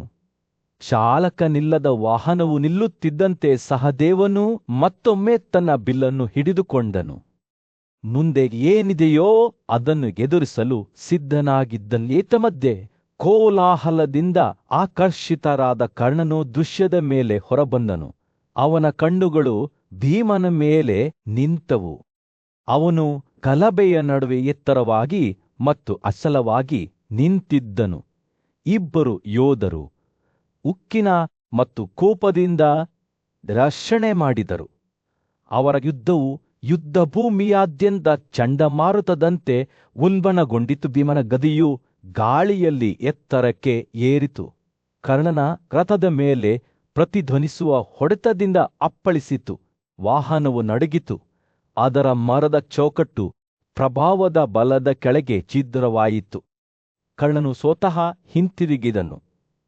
ಅವನ ಮುಖವು ನೋವು ಮತ್ತು ಕೋಪದಿಂದ ತಿರುಗಿತು. ತಡೆಯಿಲ್ಲದೆ ಅವನು ಹೊಸ ಬಿಲ್ಲನ್ನು ಹಿಡಿದುಕೊಂಡು ಭೀಮನ ಮೇಲೆ ಬಾಣಗಳ ಆಲಿಕಲ್ಲುಗಳನ್ನು ಹಾರಿಸಿದನು. ಅವನು ದಾಳಿಯ ವಿರುದ್ಧ ದೃಢವಾಗಿ ನಿಂತನು. ಅವರ ಯುದ್ಧವು ತೀವ್ರವಾಯಿತು. ಪ್ರತಿಯೊಬ್ಬ ಯೋಧರೂ ಪಟ್ಟುಬಿಡದ ಉಗ್ರತೆಯಿಂದ ಹೊಡೆದರು. ಅವರು ರಕ್ಷಣೆ ಮಾಡುವಾಗ ಅವರ ಕಾಲುಗಳ ಕೆಳಗೆ ಭೂಮಿಯು ನಡುಗಿತು. ಅವರ ಗರ್ಜನೆಗಳು ಯುದ್ಧಭೂಮಿಯಲ್ಲಿ ಗುಡುಗುಗಳಂತೆ ಪ್ರತಿಧ್ವನಿಸುತ್ತಿದ್ದವು. ಕರ್ಣ ಮತ್ತು ಭೀಮನ ನಡುವಿನ ಯುದ್ಧವು ತನ್ನ ಉತ್ತುಂಗವನ್ನು ತಲುಪುತ್ತಿದ್ದಂತೆ ದ್ರೋಣ ಮತ್ತು ಅರ್ಜುನ ತಮ್ಮದೇ ಆದ ದ್ವಂದ್ವಯುದ್ಧದಲ್ಲಿ ತೊಡಗಿದ್ದರು. ಅವರ ರಥಗಳು ಪ್ರಾಣಾಂತಿಕ ನಿಖರತೆಯಿಂದ ಮೈದಾನದಾದ್ಯಂತ ನೃತ್ಯ ಮಾಡುತ್ತಿದ್ದವು. ಅವರ ಯುದ್ಧವು ನೋಡುವುದಕ್ಕೆ ಒಂದು ದೃಶ್ಯವಾಗಿತ್ತು. ಪ್ರತಿಯೊಬ್ಬ ಯೋಧನು ಕೌಶಲ್ಯ ಮತ್ತು ಶೌರ್ಯದ ಸಾಹಸಗಳನ್ನು ಪ್ರದರ್ಶಿಸಿದನು. ಅದು ನೋಡುಗರನ್ನು ಕೆರಳಿಸಿತು. ಅವರ ರಥಗಳು ಒಂದಕ್ಕೊಂದು ಸುತ್ತುತ್ತಿದ್ದವು.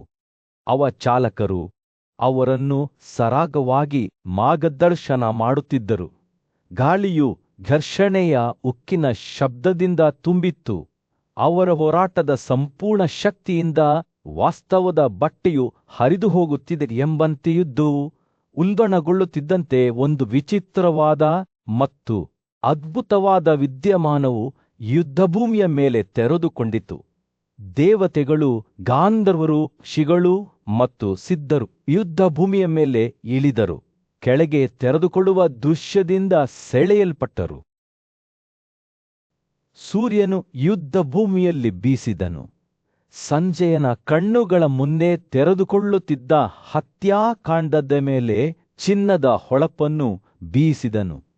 ಅವನು ನೋಡುತ್ತಿರುವಾಗ ದುರ್ಯೋಧನನ ಮಗ ದುಶಾಸನನು ಪಂಚಾಲ ರಾಜಕುಮಾರನಾದ ಧೃಷ್ಟದ್ಯುಮ್ನನೊಂದಿಗೆ ಘರ್ಷಣೆ ಮಾಡಿದನು. ಇಬ್ಬರು ಯೋಧರು ಹೊಡೆದಾಡಿಕೊಂಡರು.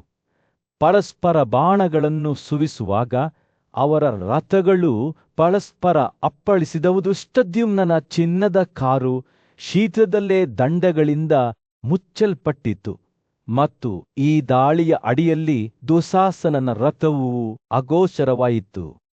ಆದರೆ ದುರ್ಯೋಧನನ ಮಗನು ಶರಣಾಗಲು ನಿರಾಕರಿಸಿದನು. ಇದರಿಂದಾಗಿ ಧೃಷ್ಟದ್ಯುಮ್ನನು ಹಿಮ್ಮೆಟ್ಟಬೇಕಾಯಿತು. ಪಂಚಾಲ ರಾಜಕುಮಾರನು ತನ್ನ ಗಮನವನ್ನು ದ್ರೋಣನ ಕಡೆಗೆ ತಿರುಗಿಸಿದನು. ಆದರೆ ಪಾಂಡವರ ಅವಳಿ ಸಹೋದರರಾದ ನಕುಲ ಮತ್ತು ಸಹದೇವನು ಅವನನ್ನು ಹಿಂಬಾಲಿಸಿದವು. ಅವರು ದ್ರೋಣನನ್ನು ಸಮೀಪಿಸುತ್ತಿದ್ದಂತೆ ದುರ್ಯೋಧನನ ಸೈನ್ಯದ 4 ಯೋಧರು ಮತ್ತು 3 ಪಾಂಡವ ಸಹೋದರರ ನಡುವೆ ಭೀಕರ ಯುದ್ಧವು ಪ್ರಾರಂಭವಾಯಿತು. 2 ಕಡೆಯವರು ವಿಜಯಶಾಲಿಯಾಗಲು ನಿರ್ಧರಿಸಿದ್ದರಿಂದ ಘರ್ಷಣೆ ತೀವ್ರವಾಗಿತ್ತು. ಯೋಧರು ಗೌರವ ಮತ್ತು ಶೌರ್ಯದಿಂದ ಹೋರಾಡುತ್ತಿರುವುದನ್ನು, ಅವರ ಚಲನೆಗಳು ವೇಗವಾಗಿ ಮತ್ತು ಮಾರಣಾಂತಿಕವಾಗಿರುವುದನ್ನು ಸಜೇನು ವಿಸ್ಮಯದಿಂದ ನೋಡಿದನು. ಆದರೆ ಈ ಅವ್ಯವಸ್ಥೆಯ ನಡುವೆ ಅನಿರೀಕ್ಷಿತವಾದ ಕೋಮಲತೆಯ ಕ್ಷಣವೊಂದು ಉದ್ಭವಿಸಿತು. ಸಿನಿಯ ಮಗನಾದ ಸಾತ್ಯಕಿ ದುರ್ಯೋಧನನ ಬಳಿಗೆ ಬಂದಾಗ ಇಬ್ಬರು ಹಳೆಯ ಸ್ನೇಹಿತರು ಪರಸ್ಪರ ನಾಸ್ತಾಲ್ಜಿಯ ಮತ್ತು ವಿಷಾದದಿಂದ ನೋಡುತ್ತಿದ್ದರು. ಅವರು ತಮ್ಮ ಬಾಲ್ಯದ ದಿನಗಳನ್ನು ನೆನಪಿಸಿಕೊಂಡರು. ಅವರು ಸಹೋದರರಾಗಿ ಒಟ್ಟಿಗೆ ಆಡುತ್ತಿದ್ದರು ಮತ್ತು ಆ ನೆನಪುಗಳು ಅವರ ಕಣ್ಣುಗಳಲ್ಲಿ ಕಣ್ಣೀರನ್ನು ತಂದವು. ದುರ್ಯೋಧನ ಮಾತುಗಳು ದುಃಖ ಮತ್ತು ಹಂಬಲದಿಂದ ಕೂಡಿದ್ದವು.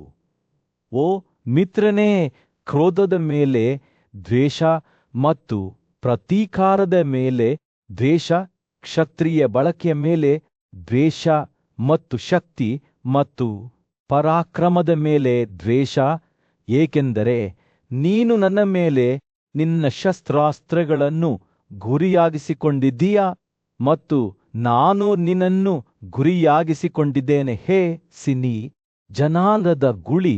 ಆದರೆ ಸತ್ಯಕಿ ವಿಚಲಿತನಾಗಲಿಲ್ಲ. ಕರ್ತವ್ಯದ ಆಜ್ಞೆಗಳಿಂದ ಅವನ ಹೃದಯವು ಗಟ್ಟಿಯಾಯಿತು. ಅವನು ಉತ್ತರಿಸಿದನು, ಇದು ಸಭೆಯೂ ಅಲ್ಲ ರಾಜಕುಮಾರನೇ. ಹಿಂದಿನ ದಿನಗಳಲ್ಲಿ ನಾವು ಒಟ್ಟಿಗೆ ಆಡುತ್ತಿದ್ದ ನಮ್ಮ ಗುರುಗಳ ವಾಸಸ್ಥಾನವೂ ಅಲ್ಲೆರಡೂ ಕಡೆಯವರು ಹೊಡೆತಗಳನ್ನು ವಿನಿಮಯ ಮಾಡಿಕೊಳ್ಳುವುದರೊಂದಿಗೆ ಯುದ್ಧವು ತೀವ್ರಗೊಂಡಿತು ಮತ್ತು ಎರಡೂ ಕಡೆಯವರು ಮೇಲುಗೈ ಸಾಧಿಸಲಿಲ್ಲ. ದುರ್ಯೋಧನನ ಬಾಣಗಳು ಸಾತ್ಯಕಿಯ ಮೇಲೆ ಸುರಿದವು, ಆದರೆ ಯೋಧನ ಪ್ರತಿವರ್ತನಗಳು ತ್ವರಿತವಾಗಿದ್ದವು ಮತ್ತು ಅವನು ಪ್ರತಿ ಹೊಡೆತವನ್ನು ನಿಖರತೆಯಿಂದ ಎದುರಿಸಿದನು. ಅದು ದುರ್ಯೋಧನನನ್ನು ದಿಗ್ಭ್ರಮೆಗೊಳಿಸಿತು. ಹೋರಾಟವು ತೀವ್ರಗೊಳ್ಳುತ್ತಿದ್ದಂತೆ ಅಧೀರಾತನ ಮಗನಾದ ಕರ್ಣನು ತನ್ನ ಸ್ನೇಹಿತನನ್ನು ರಕ್ಷಿಸಲು ದೃಢನಿಶ್ಚಯದಿಂದ ಯುದ್ಧದಲ್ಲಿ ಸೇರಿಕೊಂಡನು. ಆದರೆ ಪಾಂಡುವಿನ ಪರಾಕ್ರಮಶಾಲಿ ಮಗನಾದ ಭೀಮನು ಸವಾಲಿನಿಂದ ಹಿಂದೆ ಸರಿಯಲಿಲ್ಲ. ಇಬ್ಬರು ಯೋಧರು ಘರ್ಷಣೆ ಮಾಡಿದರು. ಅವರ ಬಿಲ್ಲು ಮತ್ತು ಬಾಣಗಳು ಹೊಡೆತಗಳನ್ನು ವಿನಿಮಯ ಮಾಡಿಕೊಳ್ಳುವಾಗ ಹಾಡುತ್ತಿದ್ದುವು. ಯುದ್ಧವು ಅವ್ಯವಸ್ಥೆಯ ಕೋಲಾಹಲವಾಗಿ ಮಾರ್ಪಟ್ಟಿತು. ಗಾಳಿಯಲ್ಲಿ ಮಿಡತೆಗಳ ಗುಂಪಿನಂತೆ ಹಾರುತ್ತಿದ್ದವು. ಯೋಧರು ಹೋರಾಡುತ್ತಿರುವಾಗ ಅವರ ಚಲನೆಗಳು ವೇಗವಾಗಿ ಮತ್ತು ಮಾರಣಾಂತಿಕವಾಗಿರುವುದನ್ನು ಸಂಜಯನು ವಿಸ್ಮಯದಿಂದ ನೋಡುತ್ತಿದ್ದನು. ಕೊನೆಯಲ್ಲಿ ಎರಡೂ ಕಡೆಯವರು ವಿಜಯಶಾಲಿಯಾಗುವುದಿಲ್ಲ ಎಂದು ತೋರುತ್ತದೆ, ಏಕೆಂದರೆ ದುರ್ಯೋಧನನು ಸೂರ್ಯನು ಯುದ್ಧಭೂಮಿಯಲ್ಲಿ ಬೀಸಿದನು. ನಂತರ ಉಂಟಾದ ಅವ್ಯವಸ್ಥೆಯ ಮೇಲೆ ಚಿನ್ನದ ಹೊಳಪನ್ನು ಬೀರಿದನು. ಪಾಂಡವ ಸೈನ್ಯದ ಪ್ರಬಲಕಾರರು ಯೋಧರಾದ ಪಾಂಚಾಲರು ಮತ್ತು ಸುಂಜಯರು ತಮ್ಮ ಪ್ರಸಿದ್ಧ ವೈರಿಯಾದ ದ್ರೋಣನೊಂದಿಗೆ ಘರ್ಷಣೆ ನಡೆಸಿದರು. ದ್ರೋಣನು ಅವರ ಮೇಲೆ ತನ್ನ ಕೋಪವನ್ನು ಬೀರಿದಾಗ ಸಂಜಯನು ಭಯಭೀತರಾಗಿ ನೋಡಿದನು. ಅವನ ಶಸ್ತ್ರಾಸ್ತ್ರಗಳು ಶತ್ರುಗಳ ಶ್ರೇಣಿಯನ್ನು ಧಾನ್ಯವನ್ನು ಕತ್ತರಿಸುವ ಕುಡುಗೋಲಿನಂತೆ ಕತ್ತರಿಸುತ್ತಿದ್ದವು. ಆ ಹತ್ಯಾಕಾಂಡವು ಅಗಾಧವಾಗಿತ್ತು. ಕುದುರೆಗಳು ಮತ್ತು ಮನುಷ್ಯರು ಎಡ ಮತ್ತು ಬಲಕ್ಕೆ ಬೀಳುತ್ತಿದ್ದರು. ಪಾಂಚಾಲರು ಮತ್ತು ಸುಂಜಯರು ಶೌರ್ಯದಿಂದ ಹೋರಾಡಿದರು, ಆದರೆ ಅವರು ದ್ರೋಣನ ಬ್ರಹ್ಮಾಸ್ತ್ರದ ಪಾಂಡಿತ್ಯಕ್ಕೆ ಸರಿಸಾಟಿಯಾಗಲಿಲ್ಲ. ಯುದ್ಧವು ಉಲ್ಬಣಗೊಳ್ಳುತ್ತಿದ್ದಂತೆ ಪಾಂಡವರ ಹೃದಯಗಳಲ್ಲಿ ಭಯವು ಹರಡಲು ಪ್ರಾರಂಭಿಸಿತು. ದ್ರೋಣನು ಅಂತಹ ಉಗ್ರತೆಯಿಂದ ಹೋರಾಡುವುದನ್ನು ಮುಂದುವರಿಸಿದರೆ ಅವರ ಸೈನ್ಯವು ನಾಶವಾಗುತ್ತದೆ ಎಂದು ಅವರಿಗೆ ತಿಳಿದಿತ್ತು. ತನ್ನ ಸ್ನೇಹಿತರ ಯೋಗಕ್ಷೇಮದ ಬಗ್ಗೆ ಸದಾ ಜಾಗರೂಕರಾಗಿದ್ದ ಮತ್ತು ಚಿಂತಿತರಾಗಿದ್ದ ಕೃಷ್ಣನು ಅರ್ಜುನನ ಬಳಿಗೆ ಬಂದು ಅವನ ಕಿವಿಯಲ್ಲಿ ಎಚ್ಚರಿಕೆಯ ಮಾತುಗಳನ್ನು ಪಿಸುಗುಟ್ಟಿದನು. ದ್ರೋಣನು ಒಬ್ಬ ಪ್ರಬಲ ವೈರಿ, ಯಾವುದೇ ಮನುಷ್ಯನಿಗೆ ಸಾಟಿಯಿಲ್ಲ ಎಂದು ಅವನು ಹೇಳಿದನು. ಆದರೆ ಬಳಸಿಕೊಳ್ಳಲು ಒಂದು ದೌರ್ಬಲ್ಯವಿದೆ. ಅವನು ತನ್ನ ಶಸ್ತ್ರಾಸ್ತ್ರಗಳನ್ನು ಬದಿಗಿಟ್ಟಾಗ ದೇವರುಗಳು ಸಹ ಅವನನ್ನು ಕೊಲ್ಲಬಹುದು. ಅರ್ಜುನನ ಮುಖವು ದೃಢವಾಗಿ ಉಳಿಯಿತು. ಆದರೆ ಕೃಷ್ಣನ ಮಾತುಗಳು ಅವನೊಳಗೆ ಒಂದು ತಾಳವನ್ನು ಹೊಡೆದವು. ದ್ರೋಣನು ಯುದ್ಧದಲ್ಲಿ ನಿಜವಾಗಿಯೂ ಅಜೇಯನಾಗಿದ್ದಾನೆ ಮತ್ತು ಬಲವನ್ನು ಆಶ್ರಯಿಸದೆ ಅವನನ್ನು ನಿಗ್ರಹಿಸಲು ಒಂದು ಮಾರ್ಗವನ್ನು ಕಂಡುಕೊಳ್ಳುವುದು ಅವರ ಏಕೈಕ ಭರವಸೆ ಎಂದು ಅವನಿಗೆ ತಿಳಿದಿತ್ತು. ಇಬ್ಬರು ರಾಜಕುಮಾರರು ಯುಧಿಷ್ಠಿರನೊಂದಿಗೆ ಸಮಾಲೋಚಿಸಿದರು. ಅವರು ಅಂತಿಮವಾಗಿ ಕೃಷ್ಣನು ಸೂಚಿಸಿದ ತಂತ್ರವನ್ನು ಅಳವಡಿಸಿಕೊಳ್ಳಲು ಒಪ್ಪಿಕೊಂಡರು. ಯುದ್ಧಕ್ಕಾಗಿ ಸದಾ ಉತ್ಸುಕನಾಗಿದ್ದ ಭೀಮಸೇನನು ವಿಷಯಗಳನ್ನು ತನ್ನ ಕೈಗೆ ತೆಗೆದುಕೊಂಡನು. ಅವನು ಮಾಳವ ಮುಖ್ಯಸ್ಥನಾದ ಇಂದ್ರವರ್ಮನಿಗೆ ಸೇರಿದ ಅಗಾಧವಾದ ಆನೆಯನ್ನು ಕೊಂದು ದ್ರೋಣನ ಬಳಿಗೆ ಹೋಗಿ, ಅಶ್ವತ್ಥಾಮನು ಕೊಲ್ಲಲ್ಪಟ್ಟಿದ್ದಾನೆ. ಓ ಬ್ರಾಹ್ಮಣನೇ, ನಿನ್ನ ಹೋರಾಟವನ್ನು ನಿಲ್ಲಿಸು ಎಂದು ಕೂಡಿದನು. ಆ ಮಾತುಗಳು ತಂತ್ರವಾಗಿದ್ದವು, ಆದರೆ ಅವು ದ್ರೋಣನ ಮೇಲೆ ಅಪೇಕ್ಷಿತ ಪರಿಣಾಮವನ್ನು ಬೀರಿದ. ವೃದ್ಧ ಯೋಧನ ಕಣ್ಣುಗಳು ಮಸುಕಾದವು. ಅವನ ಮನಸ್ಸು ದುಃಖದಿಂದ ತತ್ತರಿಸಿತು. ಯುಧಿಷ್ಠಿರನು ಎಂದಿಗೂ ಸುಳ್ಳನ್ನು ಮಾತನಾಡುವುದಿಲ್ಲ ಎಂದು ಅವನು ದೃಢವಾಗಿ ನಂಬಿದ್ದನು. ಆದ್ದರಿಂದ ಅವನು ತನ್ನ ಮಗನನ್ನು ನಿಜವಾಗಿಯೂ ಕೊಲ್ಲಲಾಗಿದೆಯೇ ಎಂದು ನೇರವಾಗಿ ರಾಜಕುಮಾರನನ್ನು ಕೇಳಿದನು. ಆದರೆ ಕ್ಷಣಗಳು ಕಳೆದಂತೆ ದ್ರೋಣನು ಭೀಮಸೇನ ಮಾತುಗಳು ಸುಳ್ಳು ಎಂದು ಅರಿತುಕೊಂಡನು. ಏತಮಧ್ಯೆ ಕೃಷ್ಣನು ದೂರದಿಂದ ಆತಂಕದಿಂದ ನೋಡುತ್ತಿದ್ದನು. ದ್ರೋಣನು ಅವರ ಸೈನ್ಯಕ್ಕೆ ಒಡ್ಡುವ ಅಪಾಯವನ್ನು ಅರಿತನು. ವಯಸ್ಸಾದ ಯೋಧನು ಇಷ್ಟು ಉಗ್ರತೆಯಿಂದ ಹೋರಾಡುವುದನ್ನು ಮುಂದುವರಿಸಿದರೆ ಅವರೆಲ್ಲರೂ ನಾಶವಾಗುತ್ತಾರೆ ಎಂದು ಅವನಿಗೆ ತಿಳಿದಿತ್ತು. ಆದ್ದರಿಂದ ಅವನು ಯುಧಿಷ್ಠಿರನ ಕಡೆಗೆ ತಿರುಗಿ ಅವರ ಜೀವವನ್ನು ಉಳಿಸುವ ಸಲುವಾಗಿ ಕೇವಲ ಈ ಬಾರಿ ಸುಳ್ಳು ಹೇಳುವಂತೆ ಅವನನ್ನು ಒತ್ತಾಯಿಸಿದನು. ಯುಧಿಷ್ಠಿರನು ಹಿಂಜರಿಯುತ್ತಿದ್ದನು. ಸತ್ಯದ ಬಗೆಗಿನ ತನ್ನ ಬದ್ಧತೆ ಮತ್ತು ತನ್ನ ಸೈನ್ಯವನ್ನು ಉಳಿಸುವ ಹತಾಶ ಅಗತ್ಯದ ನಡುವೆ ಛಿದ್ರಗೊಂಡನು. ಆದರೆ ಕೃಷ್ಣನ ಮಾತುಗಳು ಅವನೊಳಗೆ ಒಂದು ಸ್ವರಮೇಳವನ್ನು ಹೊಡೆದವು ಮತ್ತು ಅವನು ಅಂತಿಮವಾಗಿ ತಂತ್ರವನ್ನು ಅಳವಡಿಸಿಕೊಳ್ಳಲು ಒಪ್ಪಿಕೊಂಡನು. ಭೀಮಸೇನನು ಅಶ್ವತ್ಥಾಮನ ಬಗ್ಗೆ ಸುಳ್ಳುಗಳನ್ನು ಕೂಗುವುದನ್ನು ಮುಂದುವರೆಸಿದ. ಕೌರವರ ಪ್ರಸಿದ್ಧ ಗುರುವಾದ ದ್ರೋಣ ಮತ್ತು ದ್ರುಪದದ ಧೈರ್ಯಶಾಲಿ ಮಗನಾದ ದೃಷ್ಟದ್ಯುಮ್ನನ ನಡುವಿನ ಘರ್ಷಣೆ ಉತ್ತುಂಗಕ್ಕೇರುತ್ತಿದ್ದಂತೆ ಸೂರ್ಯನು ಯುದ್ಧಭೂಮಿಯಲ್ಲಿ ಮುಳುಗಿ ಹೋದನು. ದ್ರೋಣನನ್ನು ಕೊಲ್ಲುವ ಬಯಕೆಯಿಂದ ಉತ್ತೇಜಿಸಲ್ಪಟ್ಟ ದೃಷ್ಟದ್ಯುಮ್ನನು ಗುಡುಗುಗಳ ಸುರುಳಿಯನ್ನು ಹೋಲುವ ಬಲವಾದ ಬಿಲ್ಲನ್ನು ಎತ್ತುತ್ತಿರುವುದನ್ನು ಸಂಜಯನು ವಿಸ್ಮಯದಿಂದ ನೋಡಿದರು. ಅದರ ಗುಳ್ಳೆಯು ಮೋಡಗಳ ಗುಳ್ಳೆಯಂತೆ ಇತ್ತು ಮತ್ತು ಅದರ ದಾರವು ಅತ್ಯಂತ ಸ್ಥಿತಿಸ್ಥಾಪಕವಾದ ರಕ್ಷಾಕವಚದ ಮೂಲಕವೂ ಭೇದಿಸುವಷ್ಟು ಬಲವಾಗಿತ್ತು. ದೃಷ್ಟದ್ಯುಮ್ನನು ಬಿಲ್ಲಿನ ತಂತಿಯನ್ನು ಹಿಂದಕ್ಕೆ ಎಳೆದಾಗ ಜ್ವಾಲೆಯ ವೈಭವವನ್ನು ಹೊಂದಿರುವ ಉರಿಯುತ್ತಿರುವ ಹಾವನ್ನು ಹೋಲುವ ಬಾಣವು ಅದರಿಂದ ಹೊರಹೊಮ್ಮಿತು. ಪ್ರತ್ತನ ಮಗನು ಬಲದಿಂದ ಬಾಗಿದ ಆ ಹೊಳೆಯುವ ಬಿಲ್ಲನ್ನು ಸೈನಿಕರು ನೋಡಿದರು ಮತ್ತು ಇದು ತಮ್ಮ ಪ್ರಪಂಚದ ಕೊನೆಯ ಗಂಟೆಯಾಗಿದೆ ಎಂದು ಅವರಿಗೆ ತಿಳಿದಿತ್ತು. ಆ ಬಾಣವು ಅವನನ್ನು ಗುರಿಯಾಗಿಸಿಕೊಂಡಿದ್ದನ್ನು ನೋಡಿ ದ್ರೋಣನು ತನ್ನ ಕೊನೆಯ ಕ್ಷಣ ಬಂದಿದೆ ಎಂದು ಭಾವಿಸಿದನು. ಗುರುವು ದಂಡಿಯನ್ನು ತಿರುಗಿಸಲು ಸಿದ್ಧನಾದನು. ಆದರೆ ಅವನ ಸ್ವಂತ ಆಕಾಶ ಶಸ್ತ್ರಾಸ್ತ್ರಗಳು ಅವನ ಮಾತನ್ನು ಕೇಳಲು ನಿರಾಕರಿಸಿದವು. 4 ದಿನಗಳು ಮತ್ತು 1 ರಾತ್ರಿಯಿಂದ ನಿರಂತರವಾಗಿ ಗುಂಡು ಹಾರಿಸಲಾರಿದ್ದ ಅವನ ಬಾಣಗಳು ಈಗ ದಣಿದಿದ್ದವು. ಅವನು ಖಾಲಿ ಆಲೆಯನ್ನು ನೋಡುತ್ತಿರುವಾಗ ದುಃಖ ಮತ್ತು ಹತಾಶೆಯು ಬಿರುಗಾಳಿಯ ಸಮುದ್ರದಂತೆ ಅವನ ಮೇಲೆ ಕೊಚ್ಚಿಕೊಂಡು ಹೋಯಿತು. ಆ ದುಃಖದ ಕ್ಷಣದಲ್ಲಿ ಬುದ್ಧಿವಂತ ಋಷಿಗಳು ವಿನಂತಿಸಿದಂತೆ ದ್ರೋಣನು ತನ್ನ ತೋಳುಗಳನ್ನು ಬದಿಗಿಡಲು ಬಯಸಿದನು. ಆದಾಗ್ಯೂ ಅಂದಿರರು ನೀಡಿದ ಮತ್ತೊಂದು ಆಕಾಶದ ಬಿಲ್ಲನ್ನು ಎತ್ತಿಕೊಂಡು ದ್ರೋಣನು ದೃಷ್ಟದ್ಯುಮ್ನನೊಂದಿಗೆ ಹೋರಾಡುವುದನ್ನು ಮುಂದುವರೆಸಿದನು. ಅವನು ಪಂಚಾಲ ರಾಜಕುಮಾರನ ಮೇಲೆ ದಪ್ಪ ಬಾಣಗಳನ್ನು ಸುರಿಸಿದನು. ಅವನ ಮೇಲೆ ಕೋಪವನ್ನು ತುಂಬಿದನು ಮತ್ತು ಅವನ ಎದುರಾಳಿಯನ್ನು ಹೊಡೆದನು. ತನ್ನದೇ ಆದ ತೀಕ್ಷ್ಣವಾದ ದಂಡಗಳಿಂದ ದ್ರೋಣನು ದೃಷ್ಟದ್ಯುಮ್ನನ ಬಿಲ್ಲು ಮತ್ತು ಮಾನದಂಡವನ್ನು